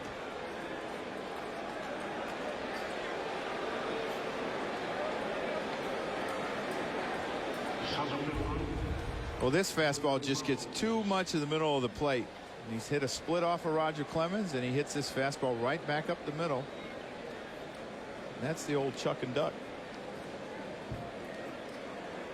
Like I said, it's not going to be the first year Rios makes the All-Star team. No, and you see Scott Proctor just getting out of the way to protect himself. That is the third time that Rios has had 4 hits in a game this year.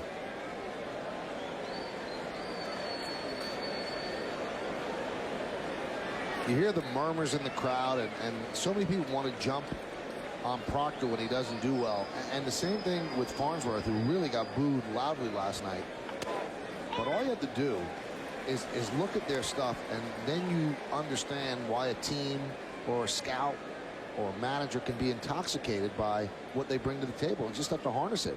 But Scott Proctor has great stuff. People love velocity, especially the back end of the bullpen, because they figure they can get away with some of their mistakes and they don't have to be perfect.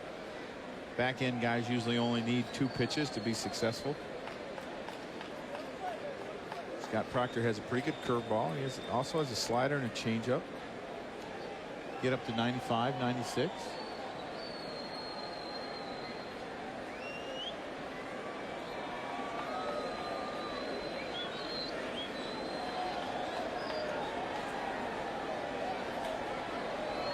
Now Proctor comes into tonight's game having given up only 1 run in his last 8 2/3 innings, and that run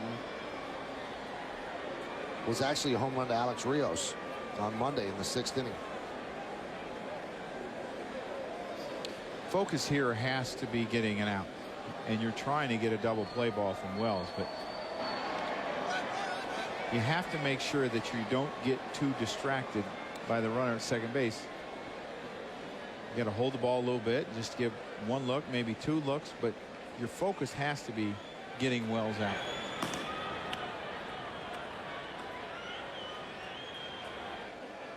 See Bruni and Myers.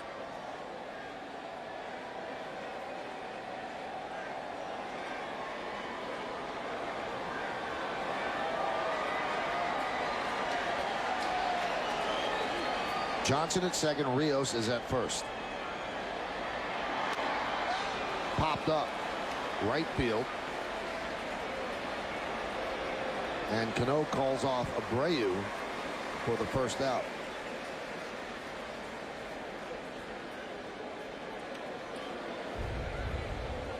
Hey, Vernon Wells is not having the type of year the Blue Jays expected. I mean, he's supposed to be one of the top run producers in the league, and while he has driven in 50 runs and has 13 home runs and has shown flashes as Cano makes the catch, it is not the production that you can see him shaking his head. He knows it too. He's had a chance to drive a run in the first, the third, and now the seventh, and hasn't come through yet. And he knows what it's like to drive in 100 runs. Blue Jays 1 for 11 tonight with runners in scoring position. And Loss fouls it off. That pop-up by Wells. Now, Cano has really good range, but isn't that Bobby Abreu's ball because he's coming in? You know, Bobby Abreu could have called him off, but I think because he was camped under it, he probably said, you know, I'm not going to mess this up and, you know, run into each other. You know, the infield fly is called, so even if Robbie drops it, you're probably still going to get a force out. So I think because he was camped under it, he let him take it.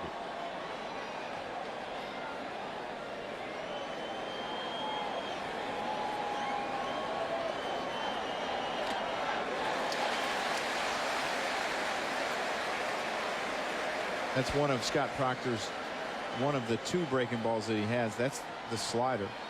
And now he's got a chance, you know, maybe to go upstairs with Gloss with a high fastball and then throw him another breaking ball. You know, he's got some options. He could try to throw him a slider off the plate again. You see, if you start nibbling too much, all of a sudden it gets to 3 and 2. Yes. And then the pendulum starts to swing back towards the hitter. Every time you miss with a pitch from this point on and the hitter doesn't go for it, the pendulum starts to swing a little bit back towards him. The odds are get a little bit more in his favor.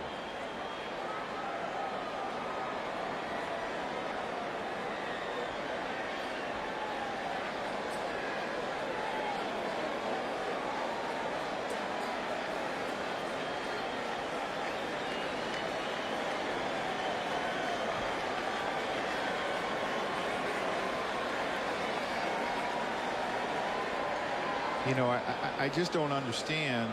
He doesn't have a big lead. All he's doing is jumping around a little bit, and I don't think that he can steal third base. You know, where he is, and you know, Scott Proctor's focus has to be now on getting Gloss out. He's got Troy Gloss down 0-2. Make a pitch and get him out, and I don't think he can steal third. I would actually like him to go because I think Jorge Posada will throw him out from that distance. Loss stays alive.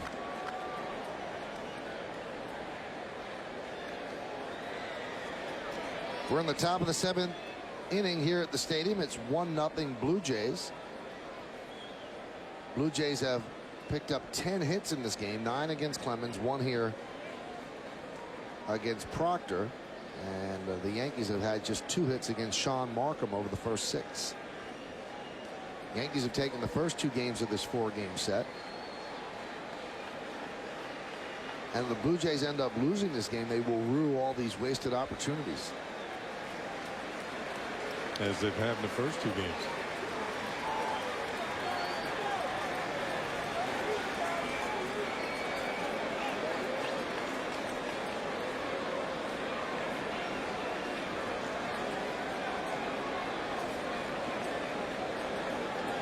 John Gibbons' team has had a lot of difficulty winning games on the road this year.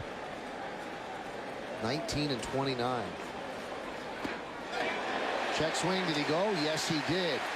Tight slider diving down and away. 2 outs.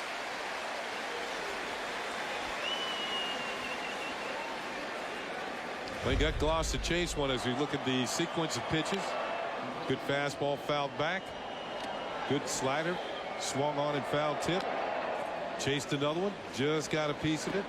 Tried to check. Nope, couldn't get a piece of that one. Back to the dugout. Yeah, he definitely went around too far. Here's Frank Thomas.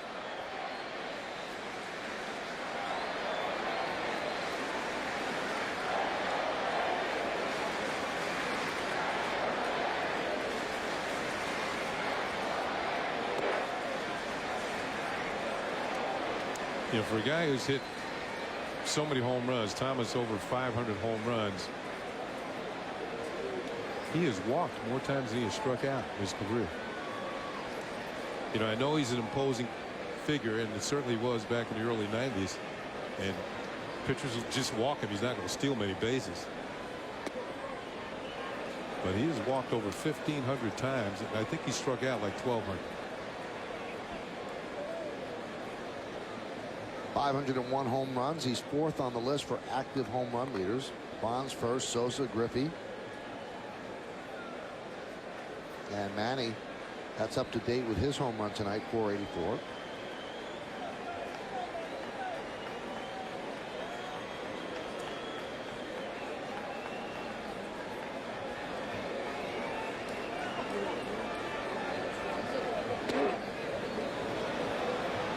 (3-0) with Overbay on deck. Frank didn't even look at the third base coach.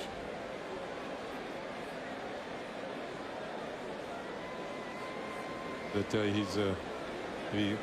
he's hitting. If he's ordering out right now. And this is what you're paying him to do, drive in runs. 5th spot in the order. Check swing. He was swinging. And a walk, so the bases are loaded with Jays.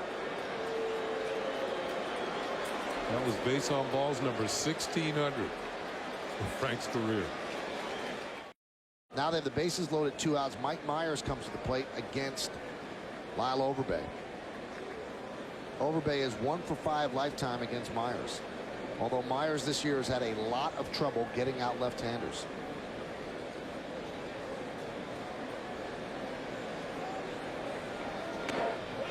Pitch outside.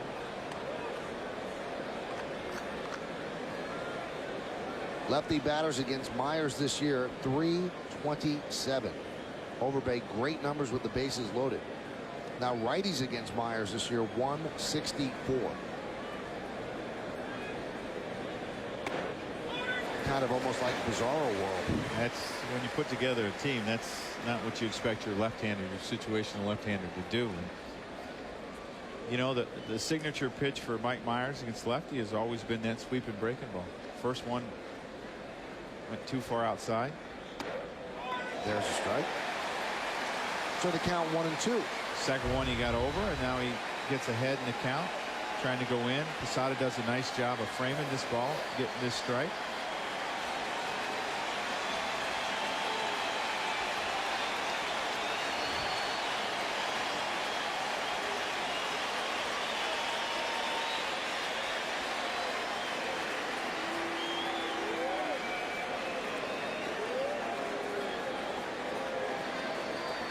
Big moment in the game. A hit gives the Blue Jays, Markham, the bullpen some breathing room. Myers gets Overbay, gives the Yankees even greater hope over the final 3 innings of at-bats. It will be interesting to see how Markham responds coming out after this long layoff, because he was locked in. Both sides innings were fairly quick, and he wasn't having a long time. You wonder if he possibly stiffened up a little bit, and if he'll be sharp for that first hitter. Yeah, we were talking about he was going through some gyrations out there, as if something wasn't quite right. Hit sharply right at Phillips. He'll make the play. He'll flip to Myers, and Myers comes on and gets the job done. The Blue Jays are now 1 for 13 with runners in scoring position tonight, and they've left 11 runners on base.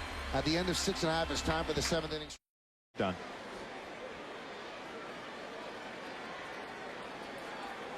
Two to Jeter. Missed inside, count forward 3-2.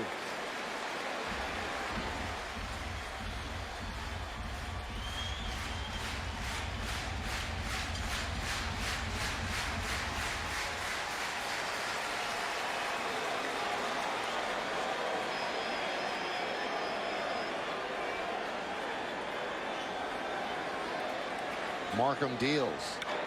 There's a base hit to right field for Jeter. Well, leading off an inning, you know the pitcher doesn't want to walk anybody in a tight contest. And once you get the count down to 3-2, watch how much of the plate this one catches. Joe made the point earlier in the game that Markham has hung out on the corners. Something you're not supposed to do when you're a youngster, but on a pitching mound, You're supposed to throw the ball towards the corners. It got to 3-2. He had to catch plate. Derek Jeter got a base hit. You know, he tried to throw the pitch before, the little cut fastball inside, and he missed inside, and it's almost like he overcompensated there. He was trying to do it again, and that ball just got too much of the plate. You know, one thing Markham has stayed away from tonight, he leads the Blue Jays in home runs allowed with 16. Now Abreu in a little bit of a slump. He's known to try to bunt sometimes when he's not swinging the bat well.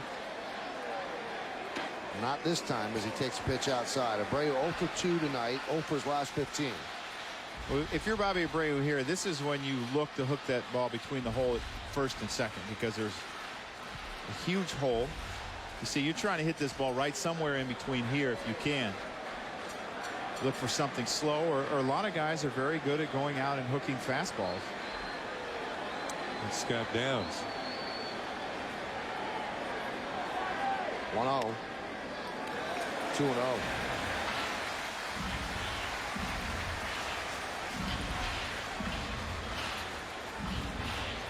Now you got Markham in a situation where, again, he has to look, maybe catch a little bit too much of the plate. And again, you got to count that you could maybe start the runner. A-Rod on deck.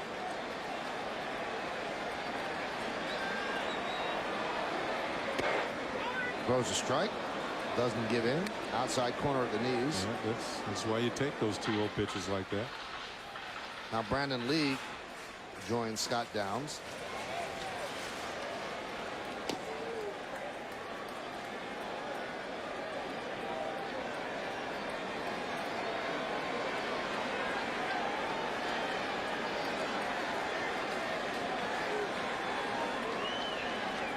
Runner goes. Grounded past the diving Overbay and into right field. Jeter will go to third. Ball is bought by Rios, but he recovers and fires home. First and third, nobody out. Yankees are set up. All of a sudden here you got Markham starting to fall behind on some counts. And once again, you can see that pitch towards the middle of the plate. And that's what that hole is there for. Even Lyle Overbay. I like the reaction of Phillips. You saw him kind of, you know, he kind of said, gosh darn it, you know, the catcher. And you see Rios, this ball hits the heel. And because he got to it quickly, Jeter wasn't able to score. And with nobody out, you're not going to send Jeter. And look at the throw. Yeah, right on the money. That was a better strike than Markham threw. See Derek Jeter, and he knows that he can make third. He never hesitates, doesn't need to pick up Larry Bow. You see Larry Bow is send him, and then he puts on the stop. So that breaks an 0 for 15 slide for Abreu. Jeter is the tying run. Gibbons going to hang here with Markham. And here's Alex Rodriguez. Alex walked and wrapped into a 4-6-3 double play. Well, they got Scotty Downs up for Matsui, Posada, and Cano, and probably maybe Brandon League for Phillips. Or they might even be Brandon League against Posada and let him hit left-handed, but I would think they would stay with Scott Downs. Swing and a miss. A-Rod just 1 for 12 lifetime against Markham, and that one was a home run.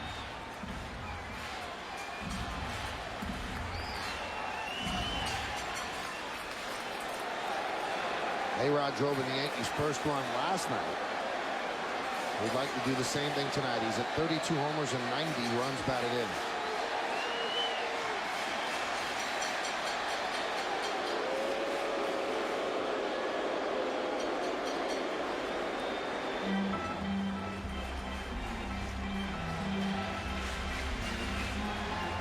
The tying run 90 feet away. That's Derek Jeter. Bobby Abreu is at first.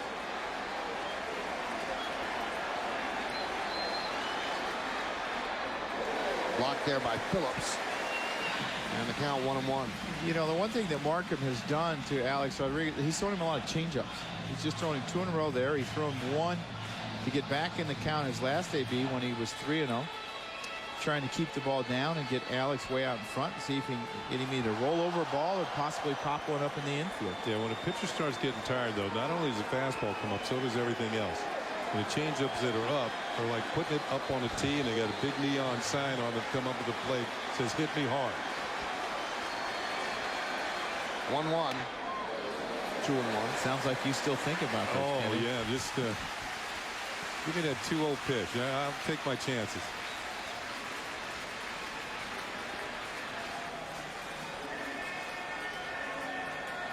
A-Rod is 16 for 22. That's 73% on getting the runner in from third with less than 2 outs this year.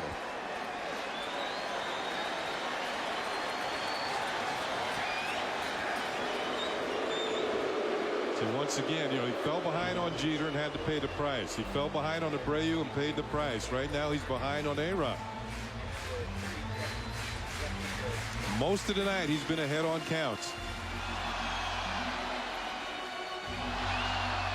And that's a sure indication the pitcher might start to get tired. And plus, it's the third time through for these hitters. They've seen him twice. He's going to have to throw better than he did the first time to get these good hitters out. 2-1. Driven deep to left field. Backing up Johnson. Still back. On the run. It's over his head. And it goes to the wall. Jeter scores. Here comes Abreu. He scores. It's a 2-run double for Alex Rodriguez. And the Yankees have taken a 2-1 lead.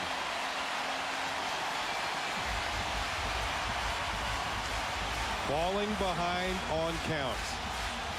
And we talked about with the long layoff, which he had in between the 7th. And here's pitch by pitch.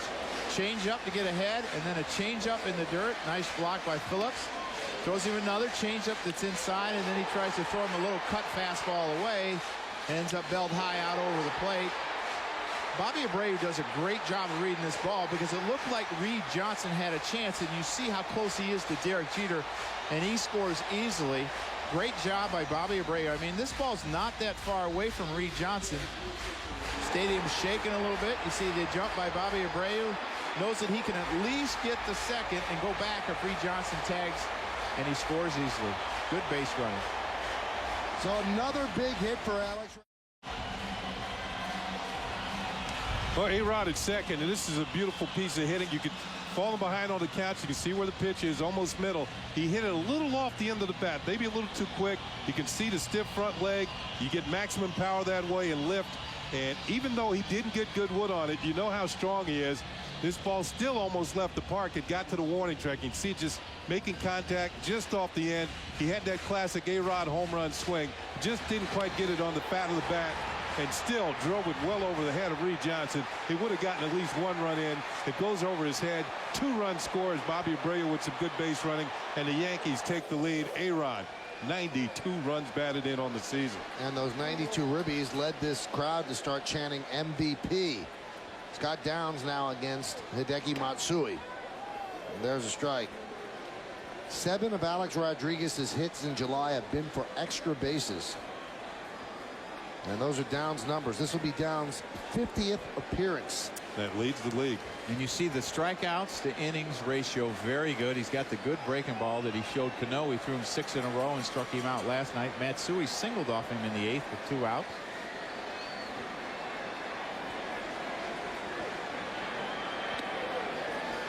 And you see the good slider from Downs there.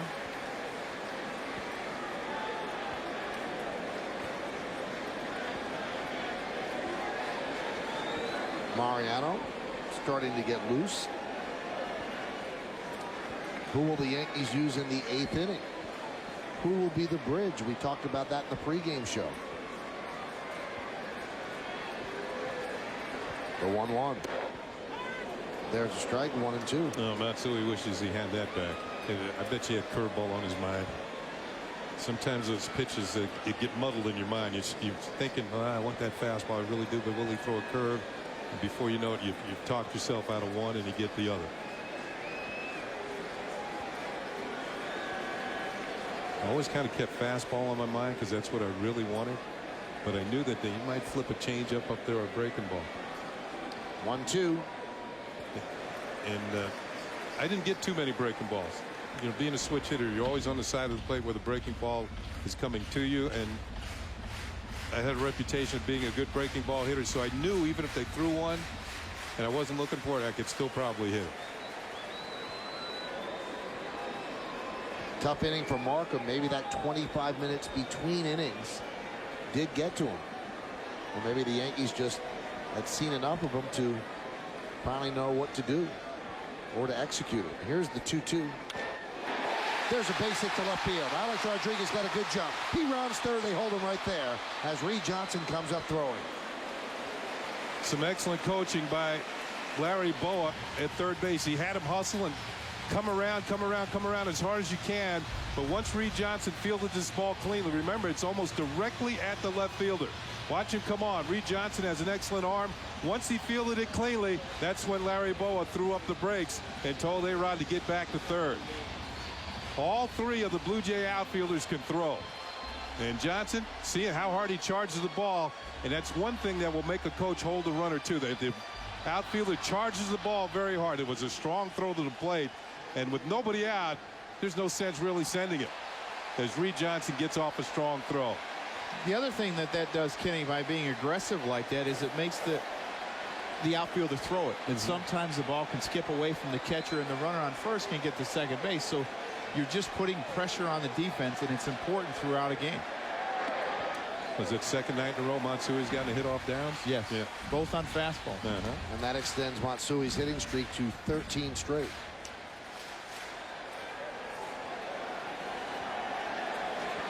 Still nobody out. Runners on the corners. A-Rod's at third. Matsui is at first. And the count 2-0. Downs came into this game tied with John Rauch of the Washington Nationals for the most appearances in the majors with 49. As we mentioned, this is the 50th now for Downs.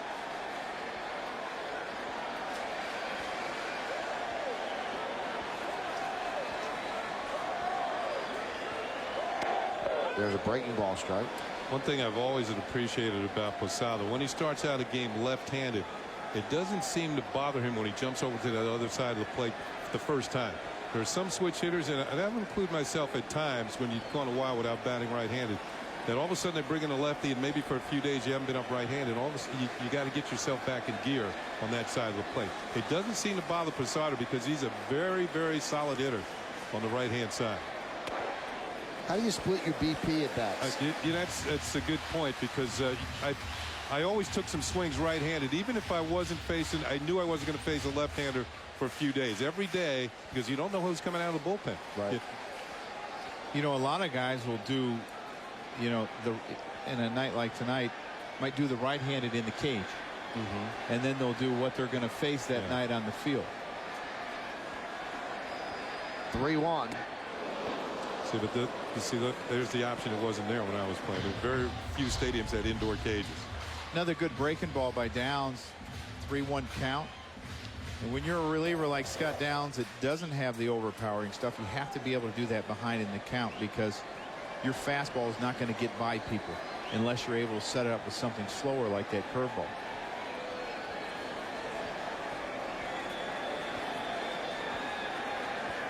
Three, 2. He struck him out.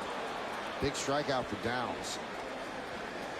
Now a double play could get them out of the inning. Went to the breaking ball, 3-2. That was his signature pitch during that whole at bat. Now I'm anxious to see how he approaches Robinson Cano after throwing him 6 straight breaking balls. Is he going to start him with a breaking ball, or is he going to think that Robinson's sitting on a breaking ball?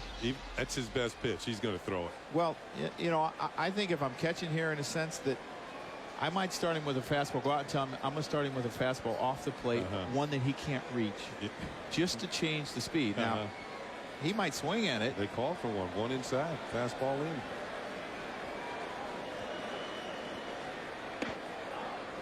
And now I'm going back to the breaking ball. Just to give him a different look. Just to put a little thought in his head where he can't just say, okay, I know he's throwing me all breaking balls.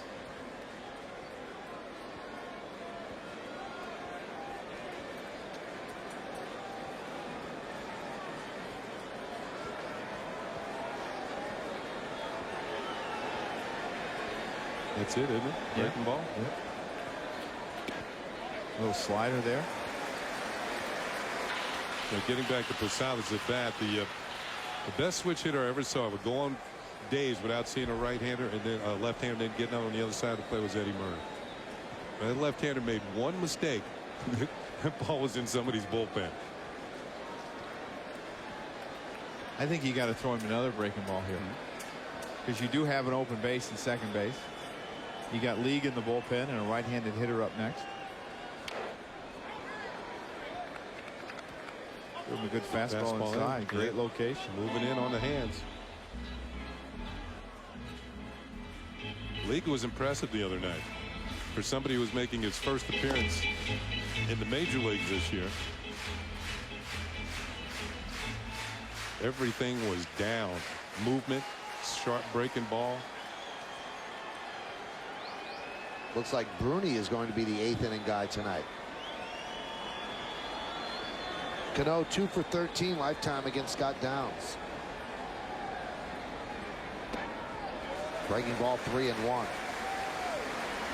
All right, if you're Cano now, you've kind of painted him into a fastball count, but not according to Joe Girardi. He's going to be another hook.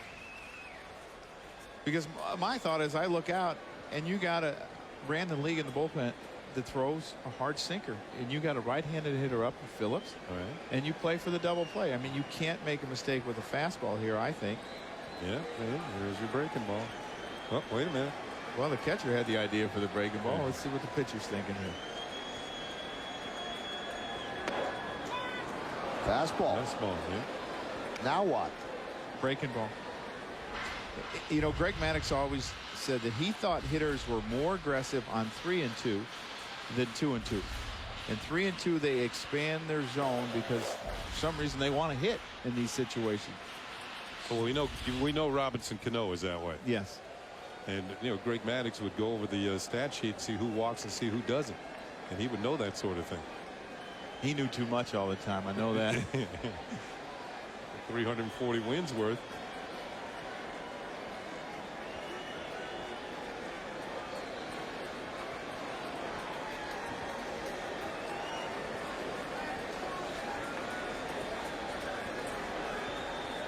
The 3-2. Boom, a fastball outside. Just missed outside. And Robinson Cano, with some uncharacteristic patience, he walks to load the bases. Well, pitch by pitch, he starts him with a fastball away. He threw him 6 straight breaking balls, and then he throws him a slider, 2-0. Goes fastball in, runs it in his hands a little bit.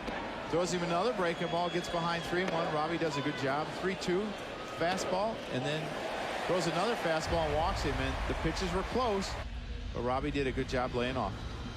Well, John Gibbons takes the ball from Downs, and now he's going to call on his hard-throwing right-hander, Brandon League, from the dugout as they turn it over to Brandon League. Bases loaded, Andy Phillips at the plate. 2-1 Yankee lead.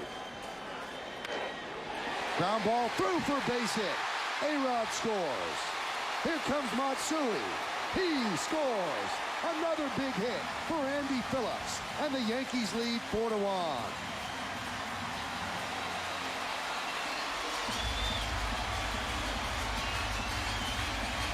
Andy Phillips has come up big this month, and this is a fastball that we talked about, and he has a good sinker, but this one's not quite down far enough, and Andy Phillips hits it with some authority through the hole. The shortstop is playing double play depth, so this ball gets through. Matsui gets a good jump and scores easily. And the Yankees go ahead 4-1. If he's not playing double play depth, he's able to get this ball, but because the bases were loaded and they had to do it, the ball gets through. There's Melky Cabrera. He has a 13-game hitting streak. He's 0 for 2. And that one is sliced down the left field line. Reed Johnson on the run and makes a beautiful play. As the runners retreat, Johnson took an extra base hit and a couple of runs away from the Yankees. They are solid defenders in the outfield, and Reed Johnson makes this play. All 3 of the outfielders have the capability of playing center field.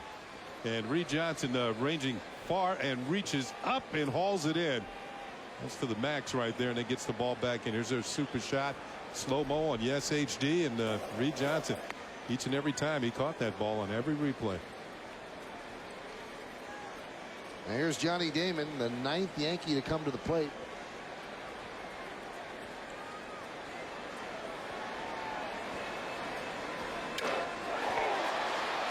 One hopper up the middle, and the flip to second, that will do it.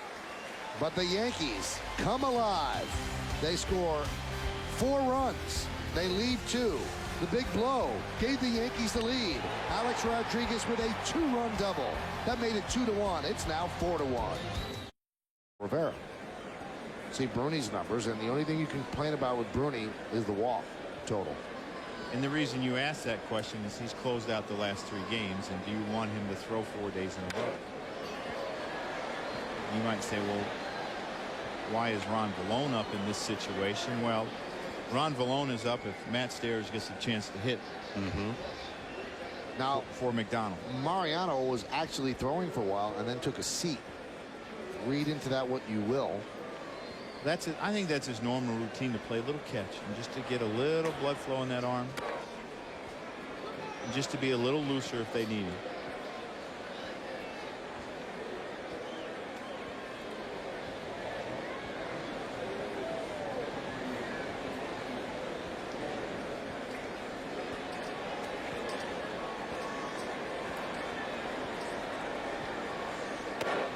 And he walks it. And that is the bugaboo with Brian Bruni.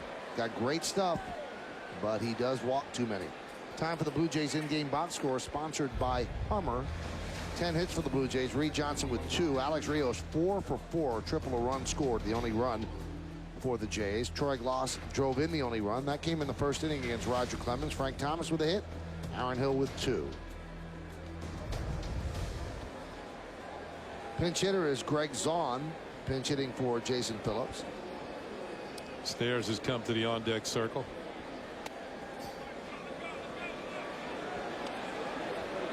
You can hear the crowd starting to get a bit restless, and so is Ron Guidry. He'll go out to the mound and talk with Bruni. At Fenway Park, they're in the bottom of the 8th inning. The Royals lead the Red Sox 6-5. Yankees come into this game 7 back of the loss column to the Red Sox. Also, earlier in the day, there were 7 day games in baseball today. The Indians lost again, and the Indians are leading the Yankees in the wild card. So right now they are 5 back in the loss column from the Indians, and now Mariano does join Ron Vallone. You think they use Mariano in the 8th?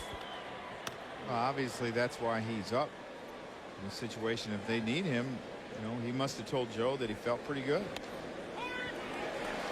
That puts a lot of pressure tomorrow on Chien-Ming Wang, because it's a day game, number 1, and number 2, that would be the 5th straight day they'd use him. Yeah, but that's what Joe's thinking, because no starter goes deeper into games than Chien-Ming Wang does.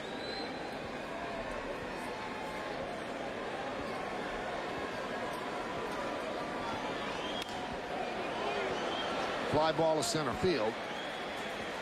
Melky Cabrera is there.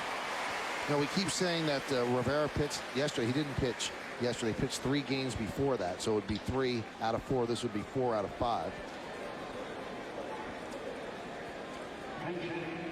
And here's Matt Stairs pinch hitting for McDonald. And that's all Joe Torre needs to see. He'll go to the bullpen now and call on Ron Vallone. 15th game, and he'll face Matt Stairs. Stairs has done a pretty good job against lefties. 286. Had 28 at bats, 8 hits, including 4 doubles. Just a good solid hitter.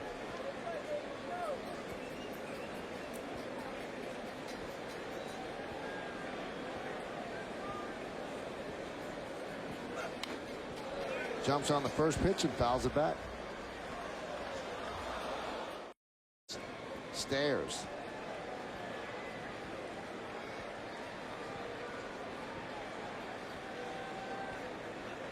And he walked him. Just kept throwing fastball after fastball and walked him. And now Joe Torre has seen enough. And he is going to go to Mariano Rivera. Lead of the Toronto Blue Jays 4-1, and they turn to Mariano Rivera to get the final 5 outs of this game. Those are his numbers. He has 14 saves, less than a hit per inning, a strikeout per inning, and just 5 walks. He's made 14 straight saves, incidentally, so 14 for his last 14. And he's facing 2 pretty good hitters here, with runners on first and second for the Jays in the 8th. Reed Johnson 2 for 3. He struck out in the first. bunt single in the 3rd, single to center in the 5th, and then the BB is a base on balls in the 7th.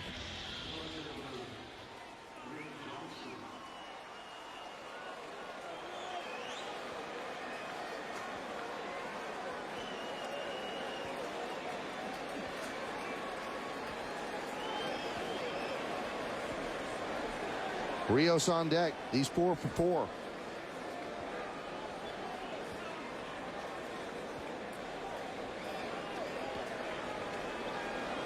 Four to 1 Yankees. Yankees just scored their 4 in the bottom of the 7th. And the pitch. Jumps on the first pitch and fouls it away. Along with Joe Girardi and Ken Singleton, I'm Michael Kay. You're watching Yankees baseball right here on Yes. Yankees lead 4 to 1. Rivera has not allowed a hit in his last 15 at bats with runners in scoring position.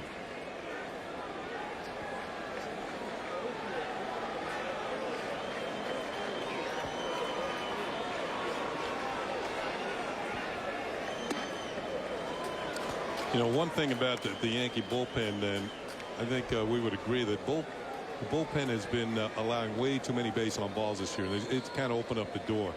And the thing about Mariano over the years made it so successful is his ability to throw strikes immediately out of the bullpen and not the. What, he got 5 walks this year? I mean, you can count the guys on one hand, and we're halfway through the season. This could be 2. Grounded to A-Rod. There's 1. Under first. A bad throw. Knocked down by Phillips. And for some reason, Hill does not score. He stays put at 3rd. I think he's making sure at this point. They're down by 3 runs. This looked like it would be a double play. And watch the throw that A-Rod gives to Cano. It looks like it was pretty good stand. Pretty good throw. But the relay to first was offline. It would have been a double play.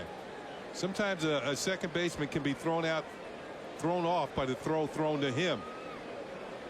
Good hustle by Andy Phillips. And I think Hill held at 3rd because he knows he's got to make sure.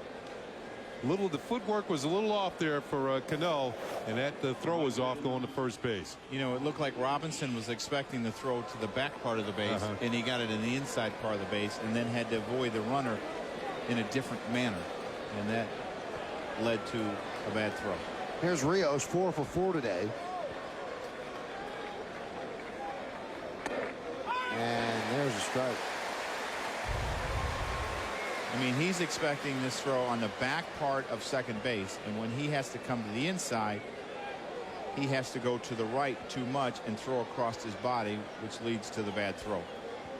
Phillips does a nice job of trying to catch it and then realizes he's got to keep it from rolling against the wall.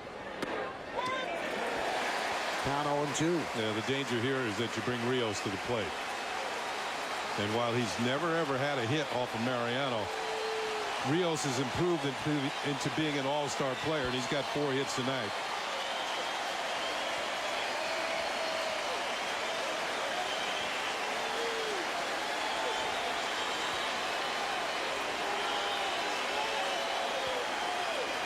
The 0-2. Still 0-2.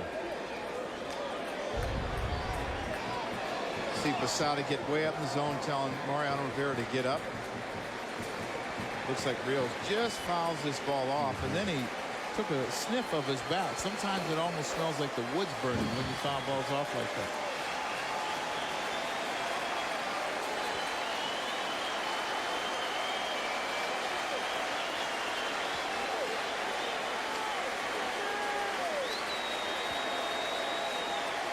The 0-2. Upstairs. And a lot of times catchers and pitchers will go with a theory. If he chases one up and just fouls it off, go a little bit higher and see if he'll continue to climb the ladder. And Rios was able to lay off of that one. Now they got a couple different options that they can go to, but they've changed his eye level. He's been up the last 2 pitches, throwing something down.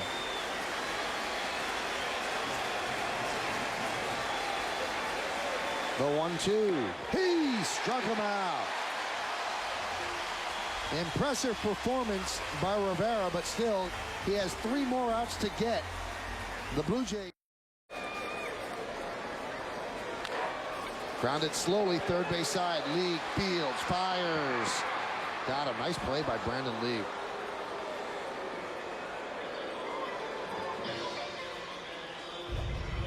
Well, you see how athletic Brandon League is. He picks this ball up barehanded because that's the only play he's got. If he goes down with his glove and has to make the transfer, Derek Jeter will be safe, and he plants with his right foot. Kind of throws it sidearm and makes a great play to get Derek Jeter. That's a great camera shot. It.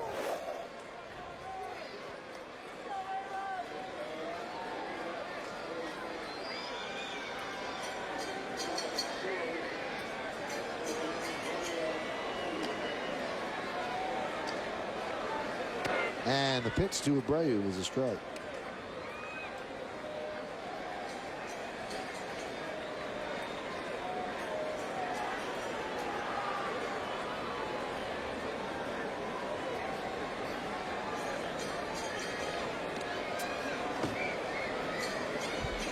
Abreu broke an 0 for 15 slide with a big single in the 7th inning. That really helped jumpstart the Yankees to that 4-run inning.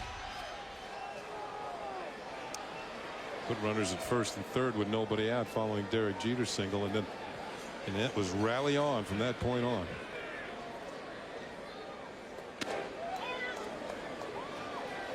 The Yankees worked a hit and run with Abreu and Jeter, and then Jeter and Damon. They had first and third in the 4th inning with nobody out and didn't score, but in the 7th inning, Kenny talked about, they got the inning going and 4 runs. Nice that Coney can make it on the anniversary of his perfect game. He's probably out celebrating somewhere. Why not? Kind of looks like him from behind a little bit. Except for the earring. Yeah.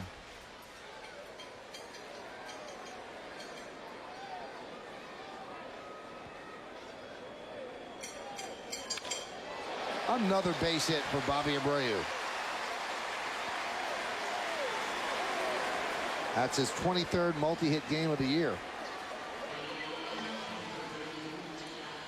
Want to remind everybody that after the postgame, Yankeeography, picture perfect.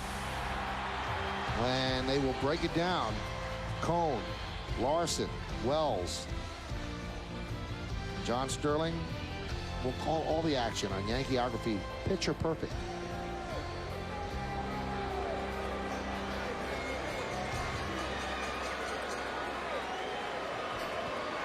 Here's A-Rod. Let's see if they can turn 2. There's 1 on to first. It wasn't in time anyway. Not handled there by Overbay. Clayton, who had taken over at short, started it and got the force at second. Once Clayton retreated, it's going to be to take too long to complete this play. A-Rod was going to beat it out, and also gave Abreu some time to put some pressure on Hill down there at second base.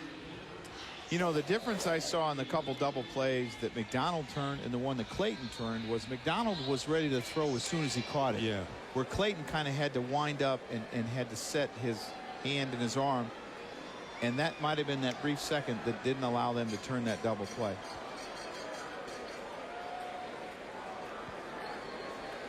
Here's Matsui. He is 1 for 3. Fouled away.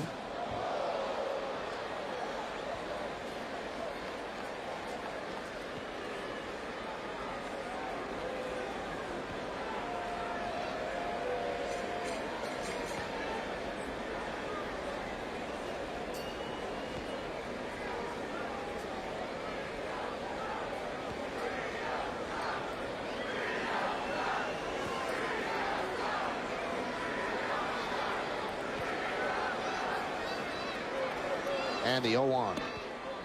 1-1.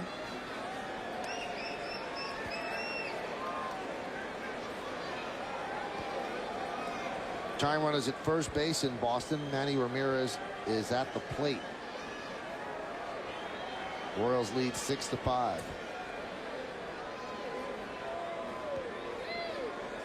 And if Manny's at the plate, Big Poppy's on deck.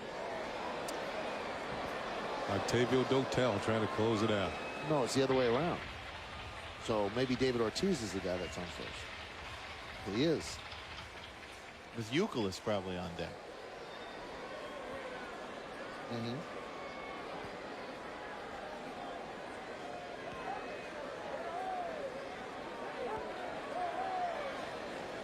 Well, Manny did not get a hit. The game is over. He popped up, and Kansas City beats the Red Sox 6-5.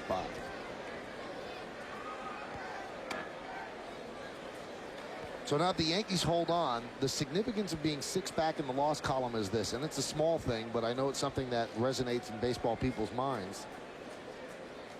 You want to be within striking distance of how many games you have left with that team. And the Yankees and the Red Sox have 6 games remaining between each other.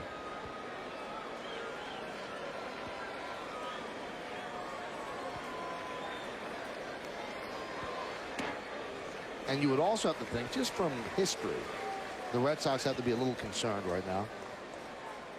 Well, they haven't played well. I mean, No. they were 35-15. I mean, they've been around that 20 over mark. Yeah. And since then, they're a couple games under 500. And, you know, they had a chance to put the Yankees away. And they didn't do it in the month of June. And the Yankees had some more struggles, but the Yankees hung around. And that one is lofted into left field. It is going to dunk in front of Matt Stairs for a base hit. Alex Rodriguez, of course, was running on the 3-2 and 2 out, so he goes to third. Another base hit for Matsui. This is when you're hitting well. Now, Matsui's got, what, 2 hits tonight? That looked like ball 4. But off the end of the bat, not his best swing. Kind of a, looked like some sort of a get it back over the net in tennis. And he's going to chase A-Rod to third. That's when you're hitting well. When you're getting hits on swings like that, because when he's getting his good swings lately, they've been going out of the ballpark. I was thinking it was a little bit like your wedge shot, too. And stop about 10 feet away from the flag. Yeah. Just as the cat. Putter, please. For Matsui, his 5th consecutive multi-hit game. Here is Posada. He is 0 for 3. And a strike.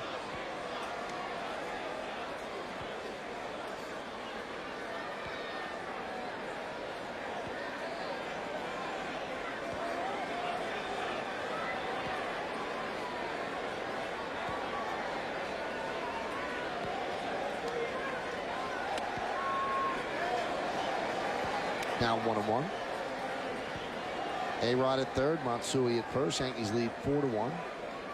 And the bottom of the 8th inning, looking for their 11th win in their last 14 games.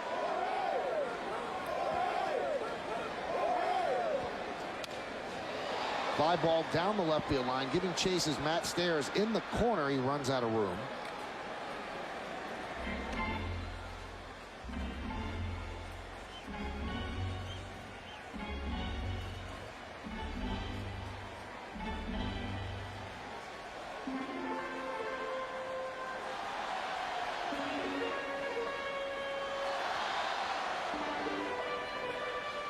Jorge inspecting the bat. You know, sometimes those bats will flake or chip on the end, and then the only thing they're good for is a batting practice. You put tape on it and use it in BP.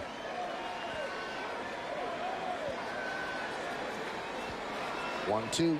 Ooh, nice save there by Zahn. League is not quite as sharp as he was the other night when he came in. You know, to me, it almost looks like his arm angle's down a little bit more. Yeah. And it's got to be hard to throw that split finger and get the tumble that you want when your arm is and your hand is on the side of the baseball. I mean, you can throw that sinker like that, but it's really hard to throw your split.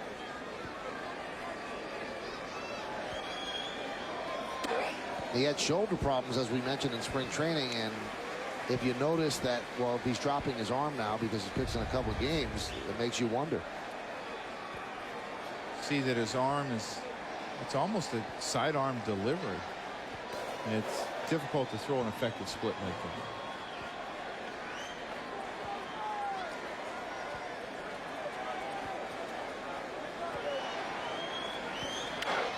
Line drive, base hit to left field. That'll score A-Rod. Matsui was going. He stops at second. RBI single for Posada, his 51st Rookie of the Year, and there's a 5-1 Yankee lead. All of this with 2 outs. You know, Kenny, you talked about the more pitches you see and the better the count gets in your favor. Got the 3-2. You got a better chance of getting a hit, and that's exactly what Jorge Posada did. Yankees 4 for 9 with runners in scoring position tonight. The Blue Jays 1 for 15.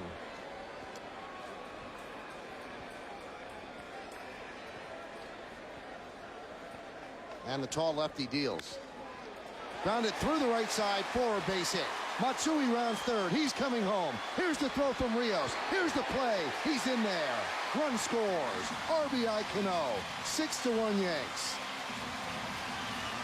Well, that's a big run. These last 2 hits by Posada and Cano now making a 5-run lead. And what that does, that means even if the Blue Jays hit a grand slam in the top of the 9th inning, it won't tie the game. There's a slide by Matsui as Zahn's trying to guard home plate. Looked like he ran right into the foot of the catcher. And appears that Hideki's going to be okay. You can see Zahn sticking that leg out, which can be dangerous for the catcher as well. Especially when it's extended like that, because it can get almost like hyperextended. There's no give. That's right. Here's Andy Phillips.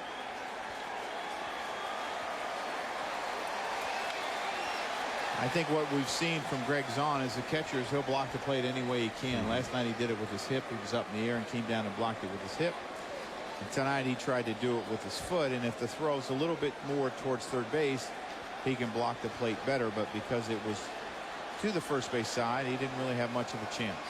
So the bullpen empty, so they are going to use Rivera despite having a 5-run lead, which is outside. He came in a save situation. It's his game to get the save. You know what's amazing about Rios? He throws the ball like an infielder. It doesn't look like he's winding up. He's just got such a great arm. Quick release, and there is some movement on his throws, which is usually outfielders. They got that true throw right over the top, but he doesn't throw over the top. He almost throws it like a third baseman. He's got some zip on it, though. He's got a strong arm. Good all-around player, and now that he's added power, he's becoming a 5-tool player. Although with the Blue Jays, he's not going to steal all that many bases, although he can. You know, I think it's a guy that could steal 30 to 40 bases if they let him and he wanted to, but it might take away from some of his power as the year went on. He's got 9. That leads their team. Here's the throw that we're talking about. He gets into the ball quickly and zoom. It's sort of like a 3/4 motion. Outfielders usually are straight over the top. That makes the ball get on top of those 4 seams. It makes the ball stay in the air longer. He's made some great throws in this series. The 2-2. High fly ball center field. Wells is there. And he'll put it away for the final out of the 8th. But the Yankees get 2 runs on 4 hits. They lead 2. They've scored all their runs in the 7th and 8th inning. Sean Markham allowed just 2 hits and shut them out over 6, but then cracked in the 7th. There's a strike. Now the Yankees hold on. 4 of their 5 wins during this 5-game winning streak would have been comeback wins, and that's something that they weren't doing earlier in the year, or for most of the year. Here's the 1-1. There's a strike.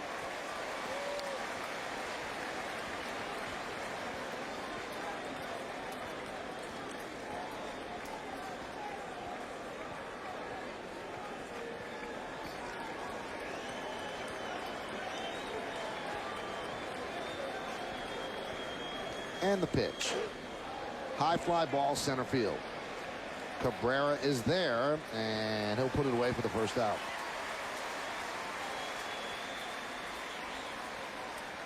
Here at Yes, our award-winning Yankees coverage doesn't end with the final pitch. Oh, no. Stay tuned for the Nissan postgame with Bob Lorenz to get a recap of all the key plays from this showdown with the Blue Jays, as well as highlights from around the league. Plus, Nancy Newman has the inside scoop from the clubhouse.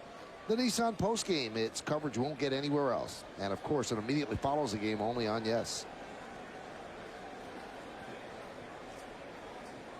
Here's Troy Gloss.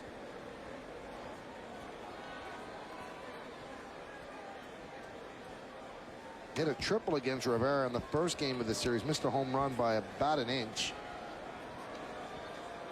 Would have been his 3rd of the game.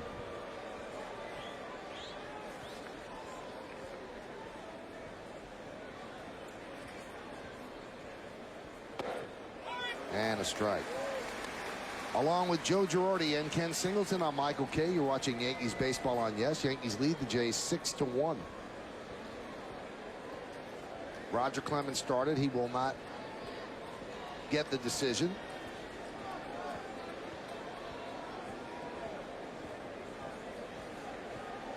Mike Myers will get the win. Roger Clemens did a pretty good job of, he was in trouble. He gave up 9 hits, a season high, but he only gave up 1 run. So he knew how to keep him on base, making some big pitches when he had to. Big part of that was actually getting Vernon Wells out a few times.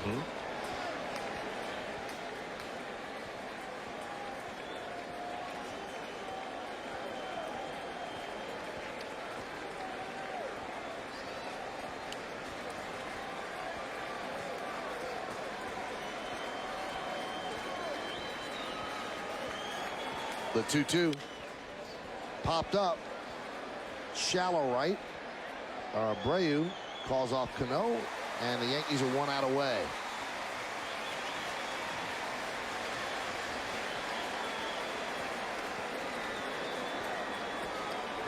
And that leaves it up to Frank Thomas to keep this one alive. He's 1 for 3 with a walk. Got to believe in this at bat he's going to either throw him a sinker or a cutter inside, and Big Frank's going to jump back. That happened once at bat. I mean, Frank's been to the plate over 7,000 times.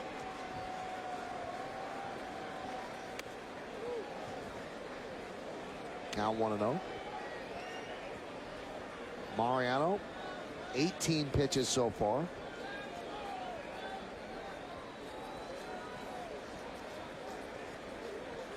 And the 1-0. 2-0.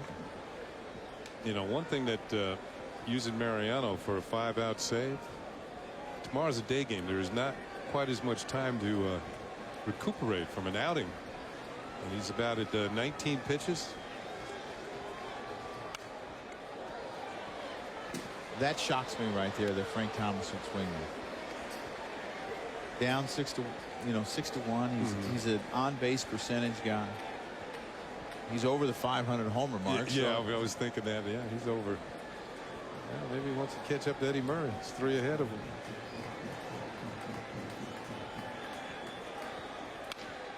This should do it. Ground ball to Cano. He gobbles it up.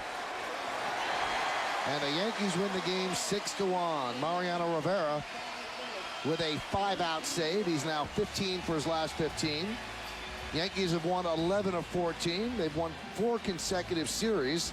And these are the up-to-the-minute standings in the American League East. The Red Sox lost to the Royals. The Yankees beat the Blue Jays. So the Yankees are 6 back in the loss column and 7 back of the Red Sox overall. For Joe Torre, a happy birthday present for his 67th birthday. Alex Rodriguez with the big blow. It was 1-0 Jays in the 7th inning, and he had a 2-run double over the head of Reed Johnson. And the Yankees were off to the races after that. They scored 4 in the 7th, 2 in the 8th, and they win the game by a score of 6-1. So the Yankees is playing much better baseball than they had been playing for most of the season. Again, they've won 4 consecutive series after having lost 4 consecutive series before that. Just a different feel around this team as they just have that look that they expect to win rather than hoping to win. So the Yankees win this one 6-1, 6-11-0 for the Yanks and 1-10-0 for the Blue Jays. Good win for the Yankees, and a guy right in the middle of it again was Alex Rodriguez, and he joins us with Nancy Newman in front of the Yankee dugout. Nancy? Thanks, Michael. Alex Rodriguez, your team has certainly refound its flair for the dramatic, finding a way to win the close ones late, which was not so true early in the season.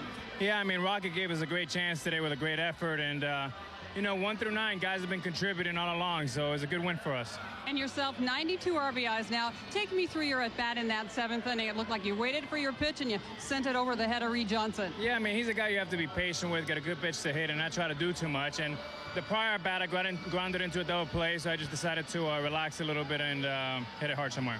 sure worked. And a little bit more about Roger Clemens. What a gritty effort. Held Toronto down, worked in and out of trouble all night long until your offense could come around. Well, Roger's a great competitor. He just kept making great pitches after great pitches and pitched himself out of trouble. Got a couple big double plays and big win for us. Way to go, Alex. Thanks. Thank you. Thanks for your time. Back to you, Michael. Thank you, Nancy, and thank you, Alex, as well. For Mike Myers, it's his first win since August 18th of last year when he beat the Boston Red Sox. So Alex Rodriguez with 92 ribbies. Mariano Rivera with his 15th save. When we come back, we give out the awards and then the post game after that. Yankees win 6-1.